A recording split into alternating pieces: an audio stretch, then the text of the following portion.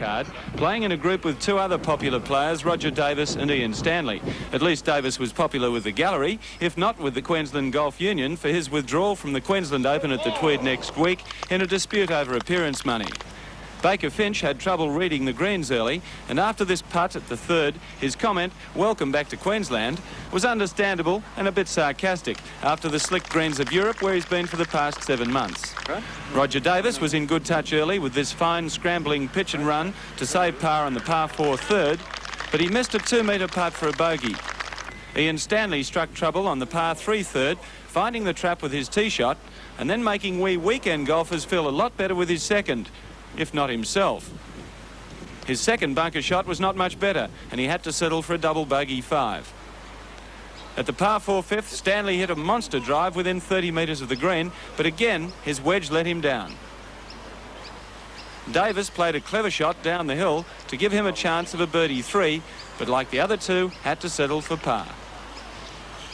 So young Sydney pro Wayne Riley and Rockhampton's Terry Price shared the first round lead with 4 under 67s, one ahead of John Clifford of New South Wales and American Keith Parker. Fine weather continued for the second round, but the tricky pin placements and sloping greens at the Brisbane club provided plenty of problems. So much so that John Clifford was the only player to beat par for the first 2 rounds. For some, it's a thrill just playing in the PGA, but for young Brisbane rookie Todd Power, this was the end of the road. He shot a 77 today, and his total of 152 will miss the cut for the final 2 rounds. Seasoned Gold Coast player Vaughan Summers has been round a long while, but still found trouble. First with trees, and then with his wedge. He took a double bogey 7 on this hole, but recovered with steady golf to card a 74 for a total of 147, 5 over par. Wayne Riley, who won the Victorian PGA last year, is one of the rising stars of the Australian circuit. He started well today and was 5 under coming to the 9th. This chip left him a 3-metre putt for birdie, but he misread the break. On the 12th, a bogey hole today with its sharply sloping green, Riley's approach was wayward, but this chip gave him a chance for par. And that was the story of his round. A 74 for a 1 under par tally of 141. John Clifford's round included 5 birdies, and he'll take a lot of catching after successive rounds of 68 and 67. So John Clifford had a comfortable 3-shot cushion going into the final round, but the wind blew and so did the scores, providing a logjam on the leaderboard for today's final round. Blustery conditions at Brisbane Golf Course today certainly caused plenty of movement at the top of the leaders board. Overnight leader John Clifford had a poor round, dropping 5 strokes to be 2 under at the par 4 12th. Little-known American Keith Parker led the way with superb golf, including this pressure putt for par that kept him 5 under for the tournament. Peter Fowler was in fine touch today, however his putt for birdie on the 12th was a bit strong, and he had to settle for par to remain 3 under for the tournament. Paul Foley at one stage was 4 under for the tournament. The double bogeys on the 11th and 12th upset his rhythm, although he came back well with a solid putt for birdie on the par 3 13th. Meantime, Peter Fowler on the 13th began his charge with a magnificent 7-iron shot from the tee that landed only 2 metres from the pin. Clifford narrowly missed a long putt for birdie from just off the green, but Fowler made no mistake with his birdie chance to go to 4 under, only 1 stroke from the lead. So that's the situation today. Peter Fowler, the 1983 Australian Open champion from New South Wales, 5 under the card, a 1-shot lead from 3 players, John Clifford, Wayne Riley and Keith Parker. Back after this break with news on the America's Cup.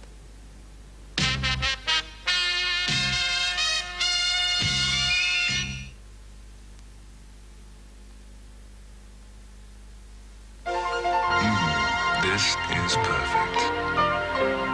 On days like this, I love me. What a great time for Diet Coke. You're gonna drink it just for the taste of it. Living good with Diet Coke. The low-cal drink for you and me. You're gonna taste with just 1 calorie, just for the taste of it. Diet Coke.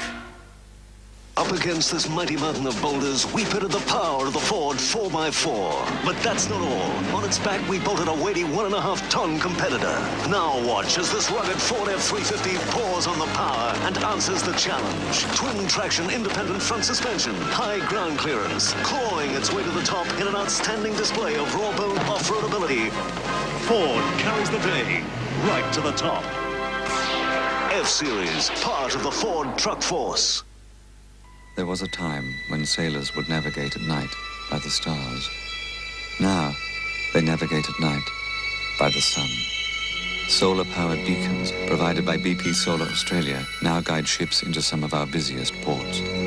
It's one of the ways BP is leading us closer to the everyday use of solar energy. For power in the cities, for power in the outback, for a brighter future. BP Australia, the quiet achiever.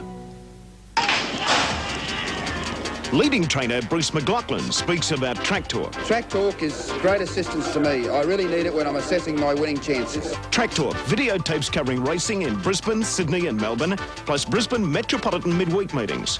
The replays are start to finish. It's a program of expert opinions on who's running where and how. Be on a winner, have Track Talk delivered to your home, check the morning papers for coupons or phone Brisbane 528 577. Well, the America's Cup might be almost 2 years away, but preparations are really hotting up. The Australian contenders for the Defender are gathered this week off Perth for trials. The syndicate is describing these early outings by Australia 3 as tests. And while South Australia and the Newport Wonder Boat jousted in gauge roads, Australia 3 kept her distance, struggling to keep wind in her sails in the light air. And for incurable keel watchers, there was a tantalising glimpse of the latest Lexan creation, or is it a clever use of the paintbrush? By late afternoon, Fremantle's typical sou'wester had set in. While Australia 2 and South Australia practiced starting line tactics, Australia 3 powered through the choppy seas at up to 9 knots. Then the new Bond 12-metre, with operations manager John Longley joining the crew on the gunnels, headed for the others. It will be some time before Australia 3 takes on the other two, and it seems that Australia 2 is still the 12-metre to beat. Well, it's 6s and 7s with those 3s and 2s. Now it's time for racing, and basic French was too much for me at school, and I believe at Doomben yesterday it was too much for the other horses. Yeah, she was much too slick yesterday, Pete. In the qualifying Brylcreem sprint, basic French go to woe and a glittering performance, and she's now one of the top fancies for the $50,000 final to be run at Melbourne's Caulfield in a fortnight. But the first leg of the treble from Doomben yesterday went to Leonurus. He carried 55.5 kilos. He gave weight and age to all his rivals, and he was much too good. He scored by a length, but I thought it was a very impressive performance and indicative that he's going to go on to better successes. That's him in front now. Gavin Duffy on the inside really plies the whip here as he's under considerable threat, but he draws away. Kicking again on the inside, then Lucifer Lad, and Calm Jen is hitting top gear. Leonurus is in front, close to home. He's kicked away from them again, and Leonurus is too good, wins it by a length. Leonurus first, second Lucifer Lad, third maybe Prance, just in front of Calm Jen.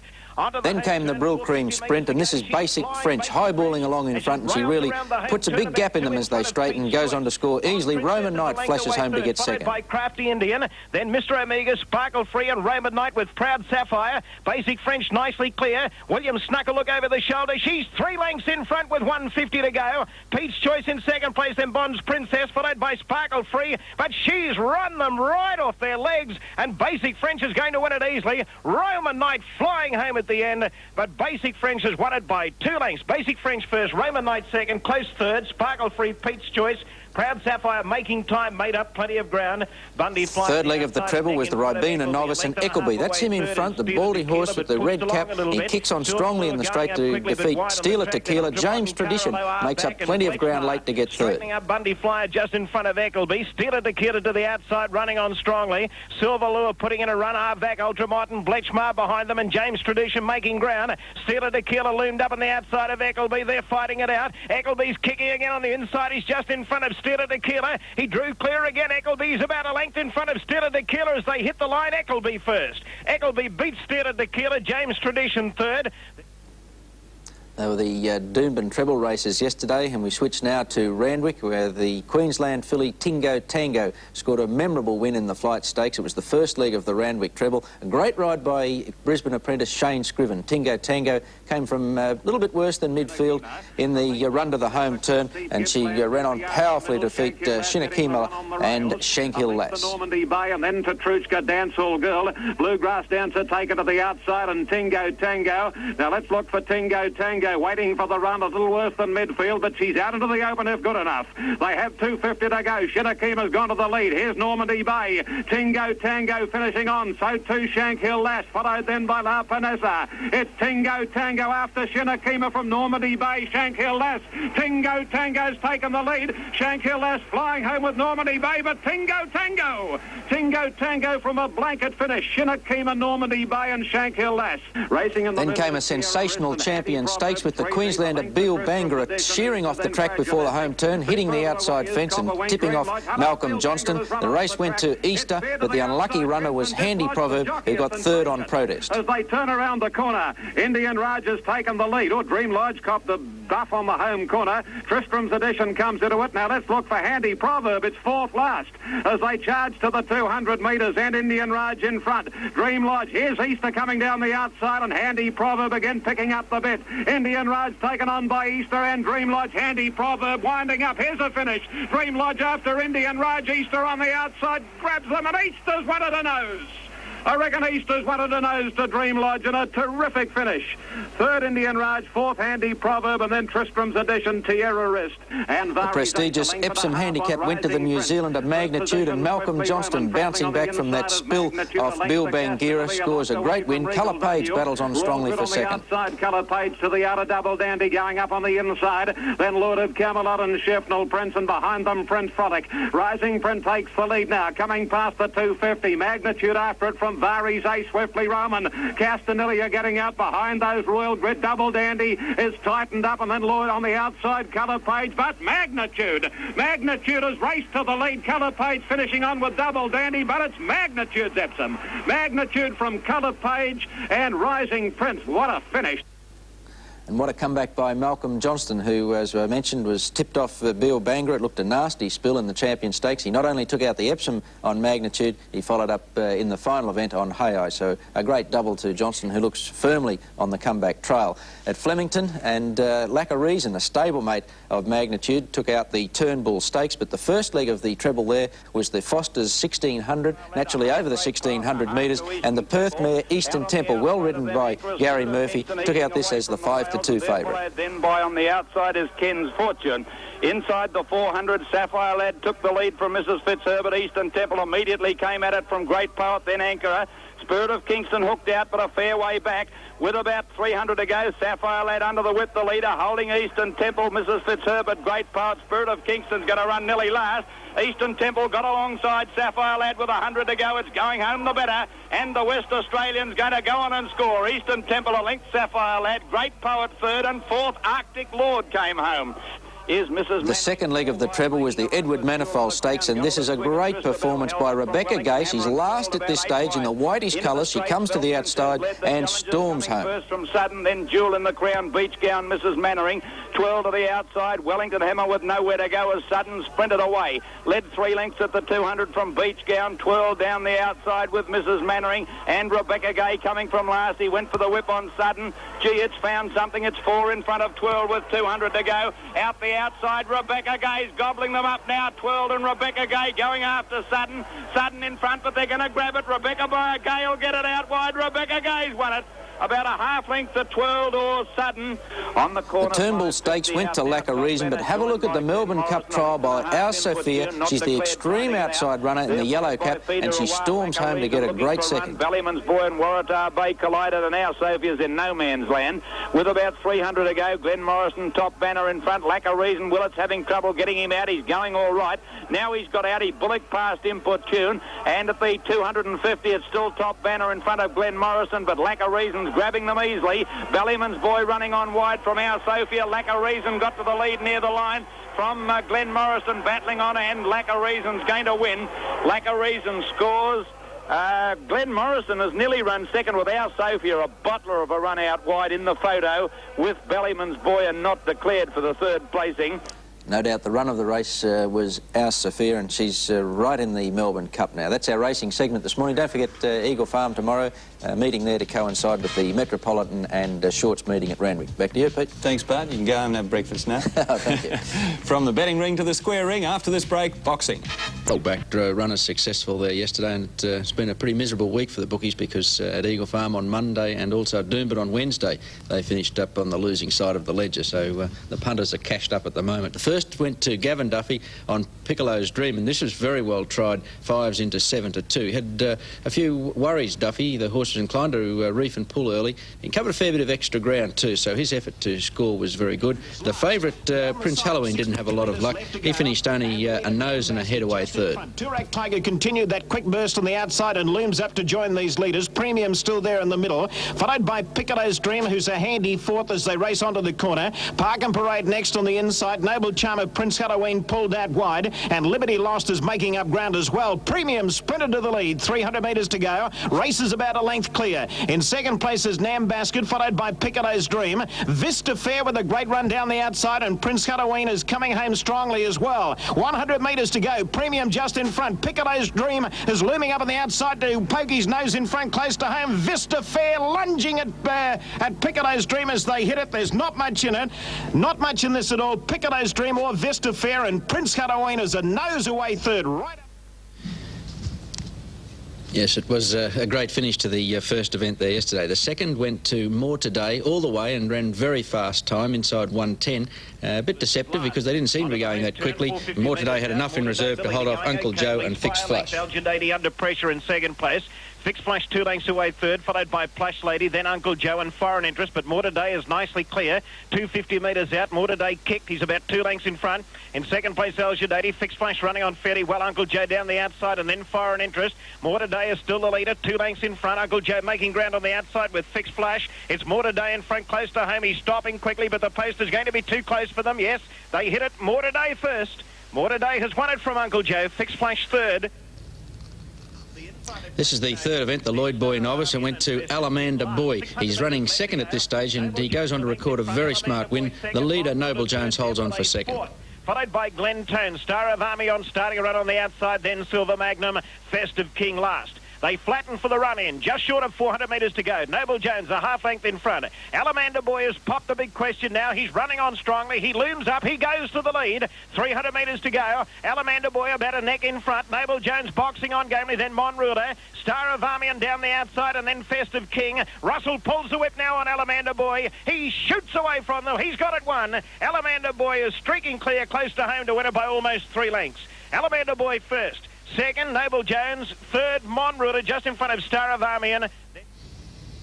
This is the fourth, the St Margaret's Handicap, and Royal Riband staked an early claim for the Queensland Cup by running on strongly to defeat Royal Embrace and Sweet Reclaim. On the home turn, 450 metres to go, and Sweet Reclaim shot to the lead. It's Sweet Reclaim about a length and a half in front as they straighten up. Arctic Performer dropping out of it, McGettigan there in the middle, followed by Different Class, Royal Riband down the outside, and Royal Embrace picking up ground, and then Dancing Man. Sweet Reclaim is racing erratically at the moment. McGettigan's getting a run on the inside. Royal Riband is finishing fast on the outside. Royal Riband going out after them, goes to the lead. It's Royal Riband in front of McGettigan, Sweet Reclaim, and then Royal Embrace. 100 metres to go. Royal Riband about a length in front. Yes, too good, close to home. And Royal Riband goes on to win easily. Royal Riband first, Royal Embrace second, close third, Sweet Reclaim or McGettigan. Then was the fourth, the St Margaret's Handicap, and should give Royal Riband's owner, Ray Hipwood, a nice lift. He's been in a little bit of ill health of late, but I think he was pretty happy yesterday. They were the first 4 from Eagle Farm. We'll take a break. Our review of the Eagle Farm meeting yesterday. We're up to race 5.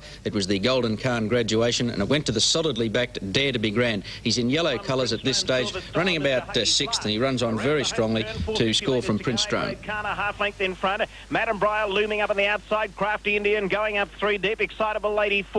Soncor over on the inside, followed by John's Agent. Dare to be Grand pull to the outside, putting in a strong run. Sir Alwes is coming home fast, and so is Vita on the outside. Agro Khan's kicked again, 250 metres to go. He's about a length in front. Dare to be Grand looks the danger on the outside. He's going out after Agro Khan. He swooped on him. He goes to the lead. Dare to be Grand. He's about a length in front of Agro Khan. Prince Strome rattling home at the end, but Dare to be Grand, too good, wins it by a length and a half.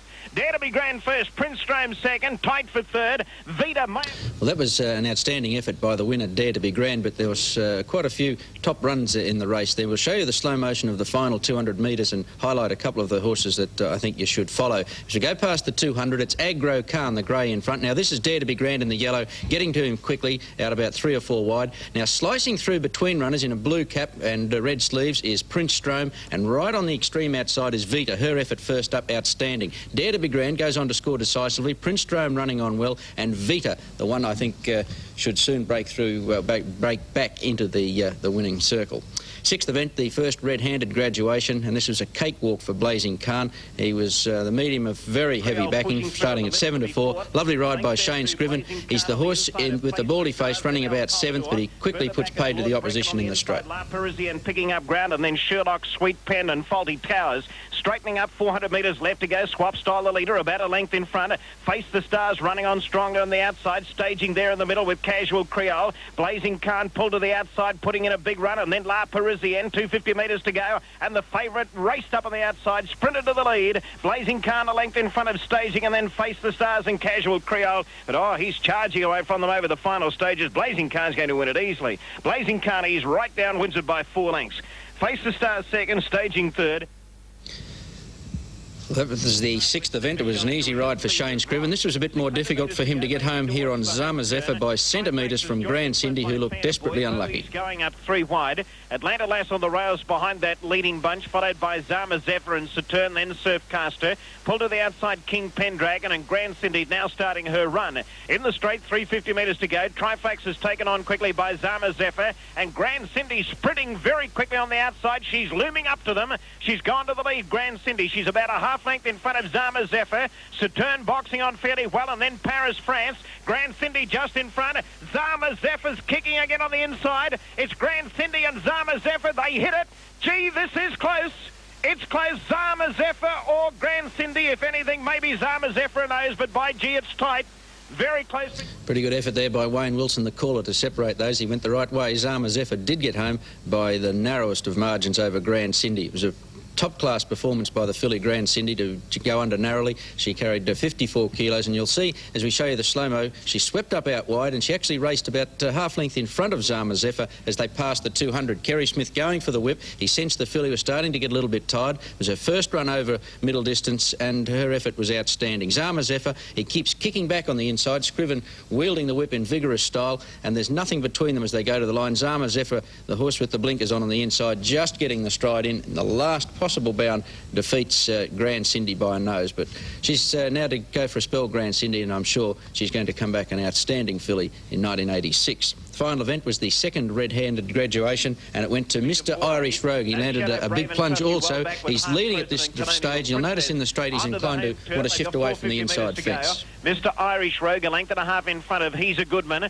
followed by Poetic Star on the inside, now working clear. Poetic Star running on fairly well. La Tepo behind them, then Dancer Dan. Strong wind to the outside, and Goldmond is picking up ground. 300 metres to go. Mr. Irish Rogue is the leader, leads by a couple of lengths. Poetic Star running second. La Tepo's running on strongly. Goldmond a fair way from the leader and under pressure. Mr. Irish Rogue is still the leader. He's about a length and a half in front of La Tepo, who's trying hard, and then Poetic Star. But it's Mr. Irish Rogue in front, close to home, and he's too good for them. Mr. Irish Rogue first by 2 lengths. Second, La Tepo. Third, Poetic Star.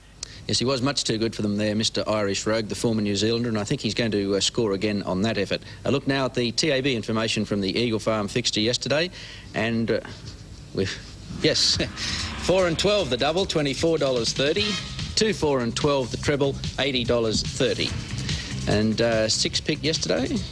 We haven't got that up. Yes, we have. 2, 4, 4, 2, 12 and 13. So pretty much a day for the even numbers. And the dividend there for Division 1, $8,674.35. We'll take a break now in Sports Inn, come back and have a look at the Rose Hill fixture. CG, but it's pretty dark down there. You'll have a very close affinity with some of this footage we'll show later on. It was very, very murky most of the day, and the track was changed from good to dead early in the program. The first went to Malcolm Johnston on decimal currency. Started 9 to 1. He's running fourth on the inside and goes on to record a narrow victory over Loyalty Road, who really fought on strongly. I wish, and last of all is Honourable Duke, taken to the outside. They straighten up and Loyalty Road passes the 400, kicked a length into quarter decimal currency. Race for Pleasure third, then comes on the outside Douglas ahead of Absolute Integrity. Triple Tread out in the middle, not doing enough, but Mal Johnston aboard decimal currency has ranged up to tackle Loyalty Road. They're a minute in front of Race for Pleasure, but decimal currency on the outside, a nose in front. Loyalty Road on the inside, kicking back. Decimal currency does the better, and decimal currency a half head. Loyalty Road third. Race for Pleasure went to the solidly backed Marjik, who was well back to the home turn, but comes storming down the outside to win quite decisively from Johnston's mount, Lady Zilla. Magic snookered, followed by Balancia, and Safe Courier taken to the outside, and two further away is Marjik, straightening up, and Lady Zilla at the ledger, 3/4 of a length on Orwena, immediately under pressure, and in fact Lady Zilla's kick clear at the 200 metres. Lady Zilla a length and a half, Mirror Magic, Orwena, Safe Courier, Marjik, Blazing Miss going backwards. Lady Zilla in front. Here's little Marjik on the outside, rushing home. Marjik is finishing right over the top of Lady Zilla, and Marjik gets up to win. Marjik has beaten Lady Zilla. Third home was Mirror Magic. Then Body blow for the punters in the third. The Starlet Handicap, Just an Angel at 33-1 scores here. An impressive debut. She's running fourth on the inside in the purpley colours. Third position, the Sorority Bell working closer, although hanging and taking Blazing Noise a little deep. From Eurythmics, Just an Angel still battling on well. They come past the 300 metres. Monreality taken on by Just an Angel. In third position on the outside, Eurythmics, followed by Salacia. Blazing Noise won't go on, neither Sorority Bell, but Just an Angel and J. Marshall have kicked clear. On the outside, battling on is Eurythmics, but it's all Just an Angel, and Just an Angel coasts home and wins it by 3.5 lengths. Second in was Eurythmics, very, very close for third, nothing between Salacia and Monreality. Market Zip made it 4 on the trot when he took out the fourth. As you can see, the rain's starting to tumble down here, and for a couple of strides in the straight he looked to be in trouble, but he went right on with the job. Gold Diction, piano player Luminac, and Tremble's tailed off around the corner, and the leader is Tegan Mass, the rider in the old pinker length. Market Zip, third position Purple Heat, a length the Praising pulling into the open, and two to Vainglorious, the others headed by My Thai Girl. Tegan Mass at the 200, a length and a half. Market Zip struggling to reach the leader, and then Praising on the outside. Now Market Zip and Praising pick up the bit to come after Tegan Mass. Market Zip claims Tegan Mass in the twinkling of an eye, and he's drawing away. 4 straight for Market Zip, has beaten Tegan Mass, Praising third. Spacelab made a one-horse affair of the welter over 2,000 metres. He sweeps up out wide, coming to the turn, and really careers away in the straight. Spacelab, and he's taking off very, very quickly now as they turn the corner, and Spacelab swept to the front from String of Pearls. Spacelab's about 6 or 8 off the inside rail, comes by the 300, and the rider, namely John Grisdale, has pulled the whip on Spacelab. It's about 2.5 Bungarby. Make it 3. Spacelab's going well. Meeting moves up into third position, followed at the head of the others by Lord Paddington, but Spacelab is going to give them a real bath. Spacelab's about 5 in front of Bungarby, and then Meeting, and Spacelab wins at 6 lengths to Bungarby. Third was Meeting, followed... Reuters News took out the 6th in very decisive fashion. He defeated the leader, Interhotes. Reuters News, Spend the Money, not travelling well at the moment. And last of all is Kutzbar, travelling to the corner into Hotes. He's a speedy customer. He straightens up. Now, Jack still can't get out. Highland Kid keeping him locked away. The rider's gone for the whip on Sound Susie. And Spend the Money is back 4th last. They race past the 250. And it's Interhotes taken on now. By on the outside, Reuters News, Sound Susie behind them. And then Jack's not getting a lot of room from Spend the Money, finally picking up the bit. It'll be too late from Kutzbar, but Reuters News is drawn to the lead, and away he goes. Reuters News goes to the post and wins easily from Interhotes. Kutzbar's cut Spend the Money out of third. Then it was getting darker and more gloomy by the minute as they came to the 7th, and Regal Shower scoots away about the 400, and he really relished the conditions. Followed well back in the field by General Scott, and second last as they turn Vincenzo, and last of all is Brits Kingdom setting sail for home, and Regal Shower about 3 off the rails is drawn clear of El Cador. So Different followed by Calm Sir tread the boards. Vincenzo gets up on the rails and a good gap, Billions galore, but Regal Shower, whenever there's a shower of rain, this bloke grows another leg, and Regal Shower comes past the 100 with it all parcelled up. Second, So Different, followed by Vincenzo, Calm Sir, Billions galore flying, but Regal Shower bolts in. Regal Shower's beaten So Different or Billions galore. Then... Good run there from Billions galore. The final race went to Regal Diplomat. His rider, John Nisbet, really earned his fee here. He gets through on the inside and really vigorous with the whip to get home. The break coming around the corner and approaching the 400 metres. Parlazam about 3 Victory Prize and Gypsy Reward Fair Verdict. Now Regal Diplomat at the moment. He's making heavy weather of it. He's under the whip. 300 to go. And Parlazam a length and a half. Gypsy Reward. Now Regal Diplomat picks up. The bid goes up on the inside. Cobell coming down the outside from Fair Verdict. The leader Parlazam. Regal Diplomat the inside. Gypsy Reward the outside. Here's Regal Diplomat. After Parlazam, Regal Diplomat pokes the body in front. And Regal Diplomat bores away on the line to win. Regal Diplomat's beaten Parlazam. Fair Verdict in a photo with Gypsy Reward for third with Cobell. Just about a trial for night racing there, and a pretty big test for the caller Ian Craig. It was getting very dark over the final few races. Now the double and treble information from Rose Hill. 6 and 1 the double, $21.80 the dividend. 7, 6 and 1 the treble, $95.20. And the extra double from Rose Hill, 7 and 2, paid $80.80. And a big day at Caulfield yesterday. We'll have all the action from there with Bart immediately after them. Stakes, Bart taking it through to equal favouritism for the Cup. Yes, and she's going to be very hard to beat in the Cup. She's certainly in grand form at the moment. She's an outstanding 4-year-old mare, but there were a couple of other very good trials for the Caulfield and Melbourne Cup, and I'll show you those a little later on. Darren Gauci was in superb form early in the meeting yesterday. He took out the opening 2 events. He scores in the first on Serendipity. The colt's running just behind the leaders, and he gets a split through, one off the fence in the straight. Fright, Inertia, the rails, then out wider, Indeed I Do from Mr. Ashwood, then Normandy Conquest. Serendipity going well, needing a run, might get it here. Fright hung a little bit. Inertia took the lead from Fright, and Indeed I Do. Serendipity getting through, coming after them strongly. Then Mr. Ashwood with 200 to go. Indeed I Do. The outside with Serendipity joined Inertia, the 3 of them in line. Who's going to be the strongest? Serendipity put his head in front, and Serendipity's coming away to win it. About 3 parts of a length to Indeed I Do, and nose to Inertia third. Outstanding performance by Tonephil to take out the second. Well back to the home turn, sweeps around the field and defeats Mrs. Mannering by a long neck. And then Tonephil going all right. Then followed a length to Rain Fast, Clear Lady, and further back Seek a Fortune. On the corner, 500 out, Apple Valley ahead to Tourville, Roman Fantasy on the outside. Cena hooked out with Mrs. Mannering, Goodwood Lady, and they were followed by Poke No Pearl. And Tonephil out about 10 wide is starting to gobble them up. Apple Valley in front from Mrs. Mannering at the 200. Tonephil given a crack with the whippers, tackling them now. Tonephil and Mrs. Mannering went to the lead, nothing between them. Tonephil, Mrs. Mannering. Tonephil's going home the best, and Tonephil's going to win it. About a neck to Mrs. Mannering. Apple Valley third from Haunting Cena, Sweet Dream Lady, Jewel in the Crown. Comfortable win to She Flies in the Debutante Stakes, and La Zip battles on for second. 2.5 lengths to La Zip making ground now, but giving them a good start. They're followed by Moonfly at the head of the other, Sculpturesque, and they were followed then by Black as Night on the inside from La Elegance. Round the turn they race, and She Flies travelling well on the inside. Drew away a length and a half into the straight now from Lady Tobias. La Zip is battling on, and they're followed then by Contemporary Art and Black as Night. But She Flies well clear with 200 to go. La Zip is battling on second, but She Flies will win easily. She Flies 2.5 lengths to La Zip. Black as Night comes home well on the outside. Black and Beautiful, rather, to run third from Contemporary Art.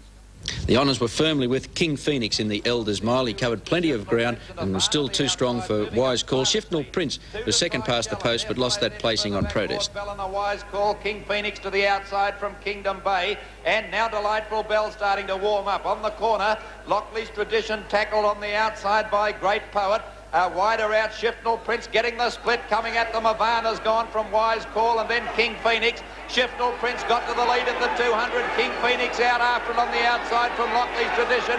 Shifnal Prince in front. King Phoenix tackles it strongly. King Phoenix coming home the better, and King Phoenix is going to win the Elders. A length to Shifnal Prince, third Wise Call. The Caulfield Guineas was the 5th, and a lovely ride here from Jimmy Cassidy. He's last on drawn, but threads his way through the field and comes to the outside in the straight and defeats Mick Dipman on Shankill Lass. Trying to hang a little bit, a half length to Asher Star, Rhoda Rouge, Ras Flyer. They were followed further back in the field, No Parole, Asher Star, and then Pelatinsky, and wider out there's Seeger and Acumen. The leader, Roman Artist, into the straight, kick 2 lengths in front of Rhoda Rouge, and they were followed by coming down the outside, Pelatinsky with a strong run, and then coming with a good run also is Acumen out wider on the outside, and coming at them quickly now is Drawn. Drawn's picking them up with Rasworth on the inside, Shankill Lass, and Drawn's going to win. Drawn's 1.5 head, Shankill Lass, Acumen third. The Brylcreem Sprint was the 6th, and Campaign King with a late run. Outstanding performance this to get up and defeat Rocky Mac, who looked a certain winner just after they straightened. Campaign King making ground but very wide, and La Benatar behind them from Miner's Man and Cadivian and Mum's Pride. They're spread across the track into the straight where Stockwell Lass, the leader from Rocky Mac, out after it from Bold Exit, then Testimony. Campaign King out wide, Stockwell Lass in front, Rocky Mac and Exit Star getting to it. Rocky Mac took the lead. Miner's Man running on fairly from Viva Vane and Campaign King, but Rocky Mac in front. Campaign King going out after it. Rocky Mac grabbed by Campaign King near the line, and Campaign King won it. And next to Rocky Mac, a half-length Viva Vane from Exit.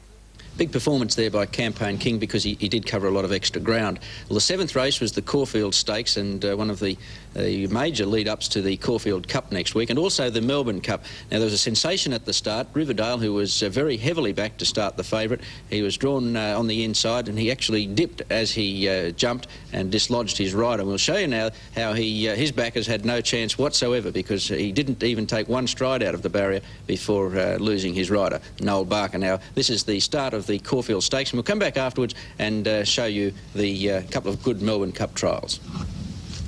Racing. Oh, get up there, and when they jumped away, there's one lost its rider just after the start. I think it's Riverdale. It is Riverdale's lost his rider as they jumped out. And there's a sensational start to the race. When they settle down, So Vague in front of Lord of Camelot and going up Zamazephyr to head them off. They were followed then in that pack of horses by Bounty Hawk, King Delamere back along the rails, Black Knight moving round the outside from the Filbert. 2 or 3 lengths to Lacka Reason. Tristarc is next, 2 then to Our Sophia. And last of all is What a Nuisance, the boy on the track. Attendance going to him now. As they settle down now and climbing the hill past the 1400, and the riderless horse Riverdale careered around them to be in front. Zamazephyr actually the leader. 2 lengths to Lord of Camelot, and they'll follow a length to Exit on the outside of it. So Vague, a length Black Knight.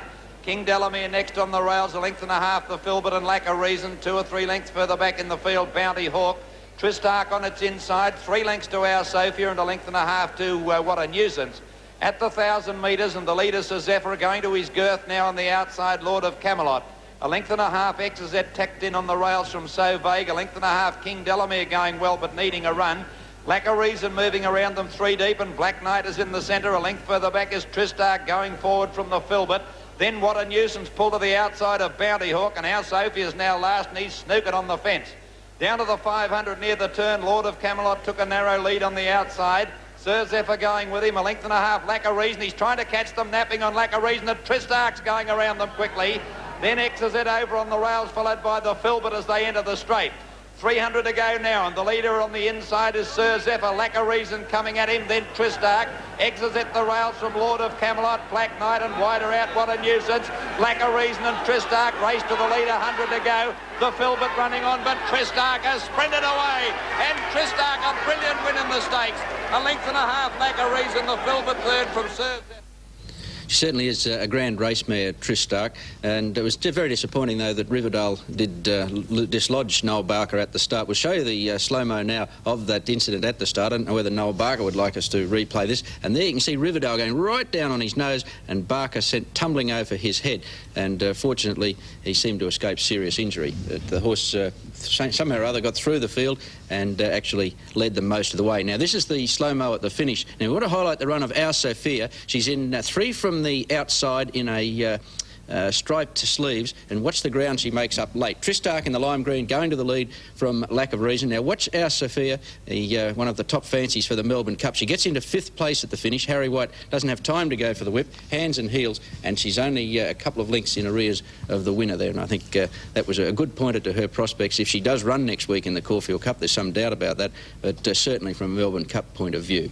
The final race was the Herbert Power, 2,400 metres, and a very good trial in this from Melbourne Cup trial from Late Show. The race went to Feed a Roi. Rose and Thistle looked certain to score when he headed off the leader, but wasn't able to sustain that run. Mr. Jonathan's got shuffled back along the rails, and the 3 leaders bolted away. Rose and Thistle travelling well, took the lead from Marsh and Son, Feeder Awar. They're well clear of Glen Morris and Arado. Colonial Flag under the whip running on, and then came Beatrice Levet. Rose and Thistle just the leader from Feeder Awar, many lengths in front of Colonial Flag and Marsh and Son. Rose and Thistle in front. On the inside, Feeder Away coming at it again. Rose and Thistle, Feeder Away going better. And Feeder Away's won it about a head to Rose and Thistle. Late Show rattled home. Unfortunately, the New Zealander Rose and Thistle is a bit of a non-winner. He actually raced a long neck to a half-length clear, but Feeder Away was able to kick back and beat him in the Herbert Power. We'll show you now the slow motion of the final stages and have a look at the run of Late Show, who's equal favourite for the Melbourne Cup. And I think Jimmy Cassidy, his rider, would be pretty pleased with his cup trial here. He was last coming to the home turn and in an impossible position, but he made up a tremendous amount of ground late in the race. Here they are, it's Rose and Thistle and Feeder Away, but the horse in 5th or 6th place at the moment in the grey colours, starting to lunge at these leaders, is Late Show. And watch the ground he takes away from them in the final 100 metres to get into 3rd place. Rose and Thistle and Feeder Away, silly name for a racehorse, battling it out. Feeder Away getting the upper hand, but look at Late Show running on powerfully at the end of 2,400 metres around Caulfield. And of course that's going to be a far different 3,200 metres at Flemington race in November. 2, 6 and 14, the treble from Caulfield, $494.10, the double $119.10, and the extra double from Caulfield, 7 and 12, $212. John Wallace has really unearthed a top liner in the 3-year-old Allamanda Boy. He was very impressive yesterday. He exploded away from his opposition in the straight. At this stage, coming towards the home turn, he's 4th on the inside, beautifully ridden by Ken Russell, and watch him go once they straighten. Fleet Consul clear, 450 metres to go. They head for the judge. Fleet Consul straightens up a length clear. Hasten Jason second. Allamanda Boy is getting a glorious run on the inside. The leader's gone off the track and Allamanda Boy sprinted up to join Fleet Consul now. Allamanda Boy hits the lead, 250 metres out, about a length in front. Fleet Consul in second place. Talk the leg running on fairly well, and then Prince Strome and Shaney Prince, but it's all Allamanda Boy with 100 metres to go. He races away from them. He's clear. He's got it well won, and Allamanda Boy scores by 3 lengths. Talk the leg second. Tight third. Prince Strome or Sovereign Patch in a photo. Well, he looks like a 3-year-old who's capable of going right to the top, Allamanda Boy. He'll probably only have another run or two before he's put aside and prepared for the Winter Carnival next year, and he might be Elders Handicap material. 6th event, the Excitable Lady Handicap, and Rock Show from last to first with a zooming run around the outside. A few showers before the race helped his prospects. At this stage, he's in front of a couple of runners, and Lane Yeomans is angling to the outside. And then Charles Heidsick, Test Ruler picking up ground on the outside, different class in between horses, and then Noble Lad and Bedham into the straight now, 400 metres to go. Clever Mead joined quickly by Haro on the outside, and in fact he's got his nose in front. Shesh Besh and different class coming through in the middle. What a secret Test Ruler, and here comes Rock Show. Rock Show is flying on the outside. He sprinted up to them, raced to the front, and he's starting to move clear close to home. This is a great performance by the top weight. There he goes, Rock Show. He's scooting to the line to win by 4 lengths. Rock Show first, Test Ruler second, different class third. Rock Show back from a disappointing Sydney campaign. He had his problems down there, but looks as though he's back to his best now. And he's on a 3 Cups mission. He's going to run in the Lord Mayor's Cup in a couple of weeks at Doomben, then the Foster's Lager Cup at Caloundra, and ultimately the Queensland Cup at Eagle Farm next month. 7th event was the Daybreak Lover graduation, and Pinehurst, the former New Zealander, got the money here. He's going to be prepared for the Queensland Cup also, and a great cup trial from Lucifer Ladd, who came from a mile back to get 4th. Bishop as they straighten up. Pinehurst on the outside finishing gamely, followed by Surfcaster. Latin Myth to the outside starting a strong run. Further back Canabra, and back in the field is Lucifer Ladd, but pulled to the outside. 250 metres to go. King's Bishop raced up, went to the lead, but tackled immediately by Pinehurst. Surfcaster, Latin Myth making up ground, and Lucifer Ladd is making up plenty of ground out wide on the track. Pinehurst is the leader just in front of King's Bishop, then Surfcaster and Lucifer Ladd, but it's Pinehurst in front close to home, and he's going to be too good for them. Pinehurst first, second King's Bishop, third Surfcaster. Well, the win of Pinehurst, very good, but I think the run of the race, the 4th place getter, Lucifer Ladd, and he's one that I think we can follow. Final event was the novice, and it went to Little Troy and Gavin Duffy. He's another who seemed to appreciate a few showers about, just to take the sting out of the track. He's in bluish colours, 3 off the fence, a bit worse than midfield at this stage, but he really rockets home. Lamoso is in 3rd place, and then Noble Biscay and Benny's Jet continuing to get this lovely run on the inside. He's coming to the outside now, about to start his run. Had a bit of a bumping duel there with Lamoso, but he's working into the clear. 300 metres to go. Noble Jones in front. Benny's Jet and Lamoso. Noble Biscay snuffed out right down the outside, coming into it with a pretty good run, and then Jerry Manda. 200 metres to go. Snuffed out on the outside, loomed up to go to the lead from Benny's Jet, and here comes Little Troy with a big run. Little Troy is flying on the outside. Mount Mayon's making up plenty of ground late, but but as they draw to the line, Little Troy shoots away from them and wins it easily. Little Troy first, Mount May on second, snuffed out, got third. Very comfortable win there to Little Troy in the final event. Now the TAB information from the Eagle Farm fixture, and the double numbers 7 and 12, $18.50. The treble, it's 9, 7 and 12, $482.80. And six-pick Division 1 jackpotting, mixed up bunch there, 9, 1, 7, 1, 12 and 2. Pretty difficult to get that.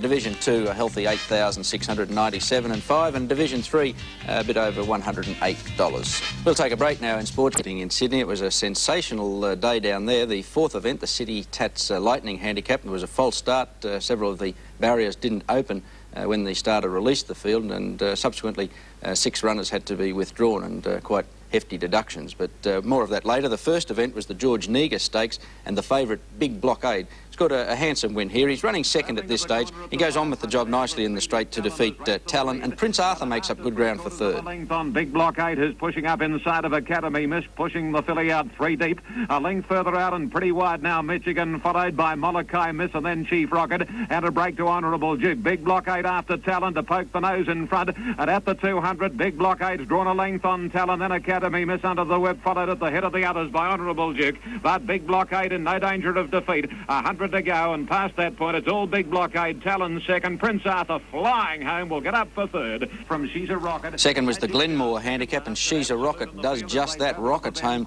to defeat Up Dancing, who looks certain to score only 50 metres out. Up quickly to join Mirren Magic with an inclination to hang. Doublewood has dropped off, then I Like Roses, followed on the outside by Up Dancing. Regal Shivers has got absolutely nowhere to go.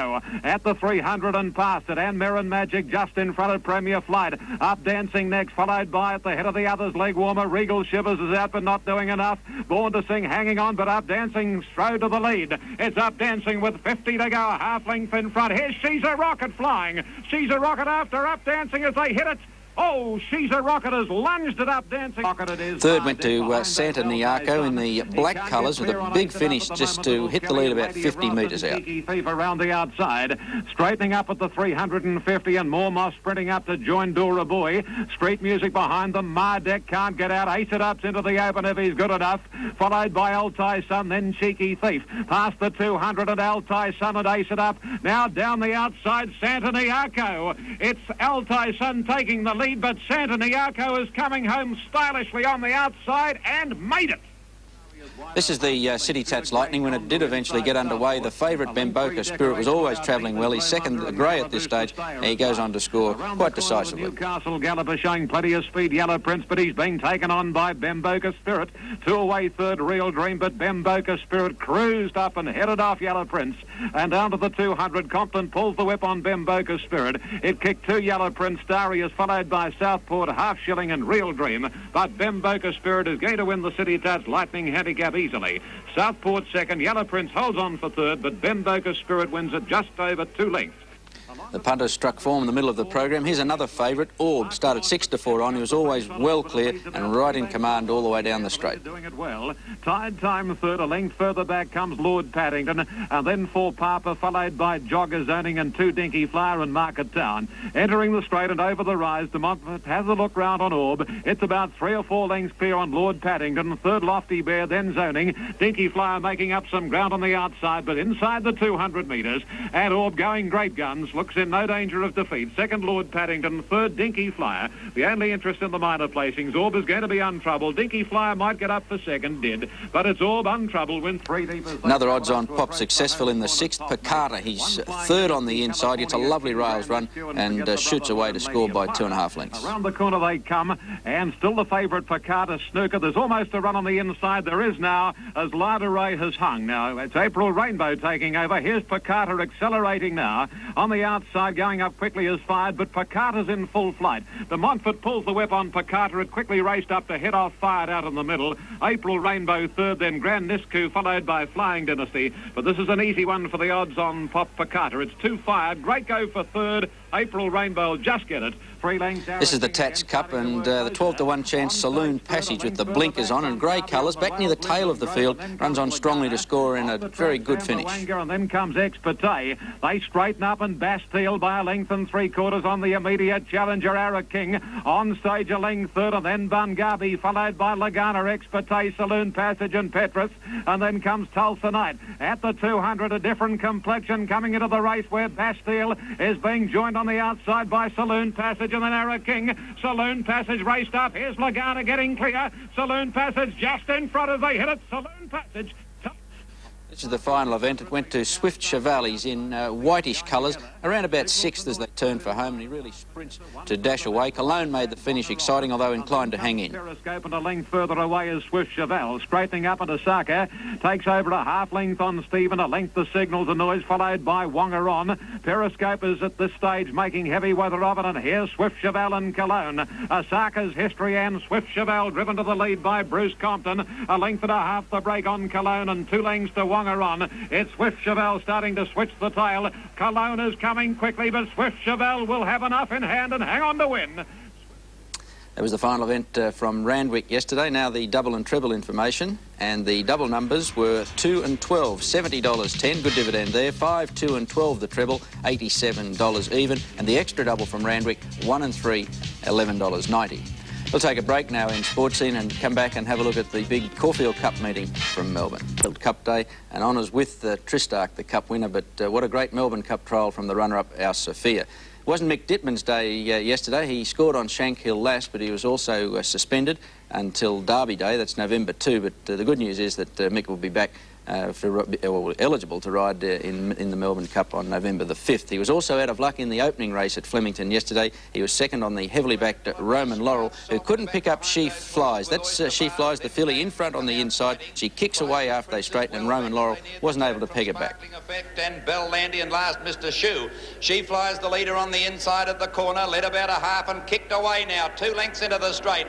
From in second placing is Blaccato, and they're followed now by Roman Laurel, a length and a half away, getting into the clear, followed by Squatters Green and Crescent, but She Flies well cleared, 200 to go. The filly trying to make it 3 in a row. Roman Laurel trying to cut her down on the outside, but Morn hands and heels on She Flies, still a length in front. He's had to go for the whip. Roman Laurel won't pick it up though. 3 starts for 3 wins to She Flies. Roman Laurel second, third Crescent, then came Squatters Green. Very smart filly, She Flies, but Roman Laurel, I think he's going to improve, and perhaps over a bit more ground he'll soon break through. Second event was the Mercedes-Benz, and Federalism, well ridden by Gary Willett, scores here. Slave Trade, the favourite, is running second at this stage in the blue colours. He looks certain to score after they straightened, but Federalism was much too strong. Insatiate's gone back there, I think, to second last at this stage, and Rhoda Rouge has tailed off last. Near the corner, Swift Vixen the leader, a half-length Slave Trade. Green Action making its run on the outside. Mighty Remington trying to get up on the rails, and then Daylight around them from Piccolo, badly boxed in. In the straight, Swift Vixen joined by Slave Trade. Cassidy looks over his shoulder. Slave Trade now takes the lead. Coming at him, Green Action and then Mighty Remington, but Slave Trade in front with 100 to go. Federalism with a very late run out wide. Slave Trade in front, Federalism flying on the outside. He might grab him. Federalism grabs it on the line, and Federalism wins it from Slave Trade. Green Action third from Mighty Remington. The third event was the Stubby Stakes over 1,600 metres. Darren Gauci successful here on the very good mare, Mrs. Fitzherbert. She's not very big, but she's all class, carried 57 kilos. She's racing 3 wide up to the leaders at this stage. Centaurea in the lime green looked a chance after they straightened, but Mrs. Fitzherbert was much too good. Sasha Zavana and Mockapan into the straight. Mrs. Fitzherbert's taken the lead from Diggers Lass and Bev's Rose. Christmas Hamper made the turn badly. Centaurea gets out now. It's Mrs. Fitzherbert in front. Centaurea running to it now. Havana coming home late on the outside, but little Mrs. Fitzherbert won't give in. Centaurea can't get to it. Mockapan's running on well at the finish, but Mrs. Fitzherbert striding away to win by 2.5 lengths to Centaurea. Third, Mockapan. Gallant mare, Mrs. Fitzherbert. She's a very, very courageous mare. The fourth event was one of the highlights of the day, the 1,000 Guineas, and Mick Dittman supporters really opened up here. A colossal plunge on Shankhill Lass. In a fast-run race, she settles about 7th. She just had enough in reserve to hold off heat of the moment. Followed then by Shanakima going fast. Over on the outside, Sweet Dream Lady heading them all off as they settle down. They were followed then back behind them, Shankhill Lass, and they were followed by Canny Lass. Rebecca Gay getting back into the field from Sudden, Wellington Hammer, and then 2 lengths to Travel Light. Tonephil is a long way back as they go over the hill. Mrs. Mannering and Tristarc towards the rear, and back with those horses now Pam Feel. Going to the 1100, Sweet Dream Lady going like the wind by 2 lengths at this stage. Had a nice break from Apple Valley down the side. 2.5 lengths, Golden Twig. Shanakima hard ridden next to 1.5 lengths, twirled, and then Honey Bridge, Shankhill Lass going around them 4 deep. Sudden following it from Cena, and then Canny Lass, Tristarc, Rebecca Gay, Wellington Hammer. They were followed 2 lengths further back in the field, then by Travel Light and Heat of the Moment. They're a mile out of it. Then Pam Feel, followed by Tonephil, second last, and Mrs. Mannering last. On the turn, 500 out. Sweet Dream Lady in front. The leaders are stopping. Only a length Apple Valley, 1.5 lengths. Shankhill Lass, who's done it hard but moved up third from Sudden. Then Tristarc, Twirl looking for the way out from Golden Twig, and then Rebecca Gay, Canny Lass on the outside, Tonephil. In the straight, Shankhill Lass got to the lead now from Apple Valley. On the inside of those then came Sweet Dream Lady. Tonephil and Twirl putting in their runs, but Shankhill Lass has broken clear. Rebecca Gay coming with a late run on the outside with Heat of the Moment, but Shankhill Lass clear near the line. Heat of the Moment flying but won't make it, and Shankhill Lass wins it a neck to Heat of the Moment. Very close for third, Rebecca Gay, the outside. Big effort there by the runner-up Heat of the Moment, who figured in the steward's report received a tightening at the home turn, so she might have been a shade unlucky. Then came the Foster's Caulfield Cup, and Tristarc, she came from second last, circled the field, so it's hard to find an excuse for any runner behind her, but Zamazephyr really was taking ground away from the last 50 metres, and it was an outstanding Melbourne Cup trial. Here they go in the Cup. Tristarc in greenish colours goes back from a wide barrier to second last. On the inside with the Filbert and Rising Prince from Serendipity, followed then on the outside of those horses by King Delamere. Bellyman's Boy racing towards the lead with Feeder Awar, and they were followed then by Importune. On the outside, Eastern Temple from Silver Award, and then came Riverdale. On the outside is now Acumen and Lack of Reason, followed by Our Sophia. Easter's gone very wide as they swing towards the turn out of the straight. Back behind them, Bounty Hawk, Mapley Heights and Tristarc. The leader, Rising Prince, fighting for his head at the 2,000. 3 lengths to Handy Proverb, 2.5 to Bellyman's Boy. On the inside of those, the Filbert. They were followed by Feeder Awar going around the outside from Serendipity, King Delamere, and then came Lack of Reason. A length further back, Eastern Temple and Importune, and they're followed by Riverdale, Our Sophia, followed by Silver Award, Acumen, Bounty Hawk. Then further back is Easter from Tristarc, and last Mapley Heights. At the 1600, there's not a lot of pace on, and Rising Prince 2 lengths in front of Feeder Awar. Handy Proverb a half length away on the rails, third from the Filbert. Riverdale making ground 3 deep around the outside of that bunch from Bellyman's Boy. Then King Delamere a length away from Serendipity, Lack of Reason, Eastern Temple, and then Importune. They're followed by Silver Award, Our Sophia a length to Acumen, 1.5 lengths further back is Easter. Then Bounty Hawk, Tristarc second last, and last Mapley Heights. 1,000 to go, and the leader still Rising Prince, only a half length to Feeder Awar. On the outside, 3 deep, Mapley Heights. Handy Proverbs had the run of the race fourth. On the outside of it, Bellyman's Boy, a length to Serendipity, and then the Filbert snookered. They were followed then by Importune, commencing a run around the outside with Acumen, and Our Sophia to the outside. Tristarc commencing a run from Lack of Reason, and then Silver Award further back in the field. Next, Bounty Hawk, Mapley Heights, Eastern Temple back at the rear with Easter. 600 to go on the corner. There's a great battle, about 4 in line. Acumen went up on the outside to join Riverdale, Rising Prince and Feeder Awar. Handy Proverb badly needing a run. Here's Tristarc round the outside. Our Sophia following it into the straight. It's a great battle here. Tristarc loomed up to join the leaders. Rising Prince and Tristarc together now. They're followed by Lack of Reason and Our Sophia. Halfway down the straight, Tristarc is the leader. The Filbert getting out late. Tristarc in front from Lack of Reason and Our Sophia and the Filbert. Tristarc the leader, Our Sophia grabbing it on the line, but Tristarc won it a neck to Our Sophia. Lack of Reason third. She's a very good mare, Tristarc, but so too is the runner-up, Our Sophia. As I mentioned earlier, I think she was the outstanding Melbourne Cup trial. Over the years, the place-getters in the Caulfield Cup have invariably raced well in the Melbourne Cup. We'll show you now the slow-mo of the final stages. Another run we want to highlight is Mapley Heights, which came from last. Now, at this stage, it's Tristarc in the green colours, Wayne Trelaw with the head bobbing, going for home. Our Sophia, who was in front of Tristarc coming to the home turn, lost a number of lengths there when the other mare just out-sprinted her, but she's getting home strongly. Now, this is Mapley Heights getting into the picture now with a rattling run from last, and this mother-to-be also turned in a sound Cup trial. The sixth event was the Richard Ellis Plate, and a 14 to 1 chance Miner's Man successful here. He was second on the outside at the home turn. He really kicked after they straightened, and he held on to defeat Mendira Etoile and Globetrotter, who was heavily back to start the favourite at 9 to 4. Globetrotter starting to make a little bit of ground as they come towards the turn into the straight, and they were followed by Missionary and Keepers round the outside with a good run from Mendira Etoile. Miner's Man left the rail. Steeler Star got the run on the inside as they straightened up from Bayswater. Testimony struggling.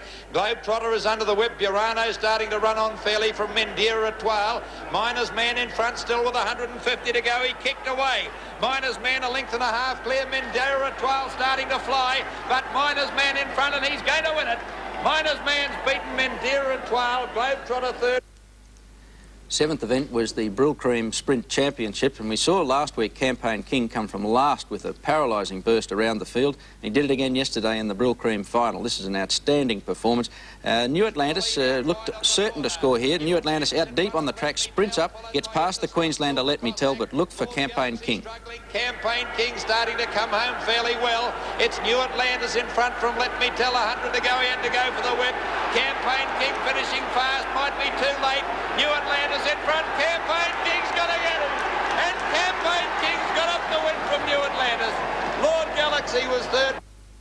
Well, no run in the race better than the winner, Campaign King, who came from near last, round the field, and you saw he overpowered New Atlantis in the straight. We'll show you the slow motion now, and New Atlantis looks certain to score here. He's got past the Queenslander, Let Me Tell, in the green colours, the horse with the blinkers, but here's Campaign King with the baldy face, really overpowering him. And Lord Galaxy, the third place getter, makes up nice ground to get third. Both New Atlantis and Lord Galaxy probably will improve, but he's an outstanding sprinting 3-year-old Galaxy King. Well, punters pinned their faith in Darren Gauci to get out in the final event, and So Vague solidly back to start 4 to 1. The former USA horse, he really powers home after Gothic Steeple and Ken's Fortune also made strong bursts in the straight, but it's So Vague and Darren Gauci successful. Gothic Steeple kicked away, shot away 2 lengths in front of Roche, and then Nifty Boy, So Vague. Ken's Fortune next from Palooka. They're going to have trouble getting this, although So Vague gets out now. So Vague is flying after Gothic Steeple, and the American horse So Vague raced to the lead near the line, and it's So Vague winning by a length to Gothic Steeple. Ken's Fortune third. The Gouch home in the final event at Caulfield yesterday. Now the TAB information from the Melbourne meeting: 14 and 6 the double, $28.60, 114 and 6 the treble, $91.70, and the extra double from Caulfield, 6 and 2, paid $60.20. This week in racing we have Bundamba meeting on Tuesday. 1600 metres, Pride of Kalina took placings in such prestige events as the VATC Marlborough Cup. Rated equal 6th top weight in the Australasian Free Handicap of his 3-year-old year, Pride of Kalina retired perfectly sound after 30 starts, including 16 group performances. His sire is former racetrack idol Pango Pango, a champion juvenile of his year, whose successive wins included the Golden Slipper, VATC Sires Produce and Merson's Cooper Stakes. It's a sire line of Manor High, Taj Rossi and Toltrice, as Pango Pango has left the winners of more than $9 million, including 35 stakes winners. Babaki, the dam of Pride of Kalina, won 4 races, including 3 in succession, and she's a half-sister to 4 winners, being out of a Wilkes mare. Pride of Kalina, who was prepared in Melbourne by Jim Maloney, stands over a bit of ground at 15-3 hands and has had great response from broodmare owners. As well as the newcomer Pride of Kalina, Greenvale Park's Werner Quast is standing the established product Helikas and Carrascoso this season. Carrascoso's eldest progeny are now 2-year-olds, and Werner, they're burning the tracks up. Well, actually, in the early stage, they're showing a bit of promise on the track, and I hope they will do well. And Helikas, of course, he's already proven himself, but he keeps coming up with a good one every season. Well, he does. He does. He's having a tremendous season this year. Pride of Kalina, you pleased with the broodmare band? Yes, very good. The top mare, Princess Tiber, the dam of Vietmel. He's got top mares of my own. He's got Baguette mares, and he's got Vine mares, Without Fair, and he's got a good string of good Helikas mares like Serene Herbert and Cassidy, and he's getting a half-sister to Valadera and the dam of Halloran. Well, we'll have another one of those reports next week in Sports Scene, but now... $80 for a slow quarter, so it wasn't Tom's night. Race 7, the Stormy Waters Stakes. Bondi Tramcar and Jazzy Joe favourites, but a big run in this Lindy's Express from the Alexander stable. Satin Shoes under the whip on the outside. Jazzy Joe will be the one to beat if he ever gets out. Then Tyrolean Storm, McGregor's Luck and Coyote coming to the home turn, 200 metres to go. Bondi Tramcar straightens up a half length in front of Nonchalant and Satin Shoes. Jazzy Joe still can't get clear. Bondi Tramcar hanging on. He's just in front. Nonchalant is having a crack at him. Jazzy Joe trying to get up on the inside, and then Satin Shoes. Bondi Tramcar in front. They're not going to reach him. He's too good for them. Bondi Tramcar first, tight second and third. A photo, Jazzy Joe and Nonchalant. Lindy's Express was knocked down at the 500-metre mark. He's certainly a horse to follow over the 2100-metre trip. Kerry Langlands, who trains and drives the winner Bondi Tramcar, was fined $210 for setting a slow quarter. But again, Kerry, you got the money, and that breed really does come good with age, the Bondi Tramcar. Stuart Dixon was suspended for 21 days for causing that interference, which saw Miss Yarraman and Lindy's Express cop the backwash. The final race was the Lucky Creed Stakes. John Starria. And the punters really gave the bookies a workout. They started the favourite at 7-4, and he and Gavin Duffy have had a marvellous association. That's their ninth success together. And, well, I think there were a couple of encouraging runs behind Fixed Flush, and we'll show you later. But the first event at Doomben yesterday was the first Doomben Dollars. It went to Golden Act. At this stage, he's running third in the box seat. Good ride by Ken Russell, and he overpowers the favourite Sky Bliss in the straight. Swift logo, followed by Bogart's Kingdom, and then Mort's Son. Well back in the field, Rigo's Guard, Best of Irish last. Down the side, 500 metres to go. Hill Street Blues the inside, a touch in front of Sky Bliss, a length and a half away third. Golden Act going easily. Then Algiers Landing, Seed Chest next on the outside. Further back, Trump the Trek, and then Banksia Prince into the straight. Sky Bliss ran to the lead. Golden Act is finishing fast on the outside, and shortly after, Golden Act has moved up to Pokey's Nose in front. 200 metres to go. Golden Act takes the lead, a neck clear. In second place is Sky Bliss, then Algiers Landing and Seed Chest running on gamely, but Golden Act is going to be far too good in the run home. He's shaking the whip at him, and away he goes to win it by 3 lengths. Golden Act first, Sky Bliss second, Algiers Landing third. Much too good there, Golden Act. Well, Christopher was solidly backed in the Minic Stakes last week. He disappointed, but yesterday, with the benefit of the experience of the run in the Minic and the inside barrier and Gavin Duffy riding, Christopher really made a one-act affair of the second Doomben Dollars. Duffy really gave him a shake-up with the whip in the early part to race through and take the lead, and he cruised home. Drifting back to midfield, Bachelor's Fun getting back, then Jan Carr, followed by Beelzebub. Kalen's Choice next on the outside, and then Nippy Star. Supreme ruling well back, Time is Money last. Down the side, 550 metres to go, Christopher the leader. He's got a narrow lead as they run to the home turn. Christopher just in front. Lord Barnaby is running second. A length and a half away third. Then on the inside is Aim for Glory, who's pushed along a little bit. Hadrian to the outside, and then Vale Rule, and Forget the Rest. Christopher kicked away as they straighten up. 300 metres to go. He's 2 lengths in front of Lord Barnaby. On the outside, Hadrian and Vale Rule both running on strongly, but it's all Christopher. And with 100 metres to go, he's shooting away from them. He's going to win it by 4 or 5 lengths. Christopher goes to the post to score easily. Second place, it's going to be tight. It's between Hadrian and Lord Barnaby, then Vale Rule. Next in, Off to Mars, followed by Bachelor's Fun. The time, 60.2, not outstanding, but Christopher was pretty impressive. He looked to have a fair bit of petrol left in the tank there. Another impressive victory in the third, the novice to Mendham Lad. He bolted in by 5 lengths and continued the great run of top apprentice Carl Simons. Mendham Lad at this stage in about 6th place, one off the fence. The horse with the baldy face. He's out very wide. He's about 4 deep as they race down the side. Tyrone on the rails. Further back, Defalace, and then Smokey's Claude and Lord Brecken last. He's gone for home on staging. 450 to go. He's well clear. 5 lengths in front. Knight's Award in second place. Flighty Joe running third, followed by Mendham Lad on the outside, and then Idano and Crown Flute. 300 metres to go, staging the leader. 3 lengths in front. Mendham Lad running on strongly on the outside. Then Flighty Joe, Idano, and Star of Armian. 150 metres out, staging in front, stopping. Mendham Lad flying on the outside. He loomed up, shoots to the lead, Mendham Lad, and he's charging away from them in the run to the post. He's going to win it easily. Idano and Crown Flute battling it out for second and third, but Mendham Lad scores by 5 lengths. Mendham Lad first, tight second and third. Well, there's no jockey riding in better form than Carl Simons at the moment, as he showed there on Mendham Lad. 4th was the Strawberry Road Handicap and Charles Heidsick. Neil Williams has had 2 rides on this stayer for 2 wins, and a never say die effort here with the whip to get him home from Clever Me and Polar Mola. Polar Mola's a length away third, followed by Ballina Road. He's just niggled along a little bit to hold his position at the moment. Royal Riband is going up into 5th place, but still wide. T-Biscuit on the inside of Charles Heidsick.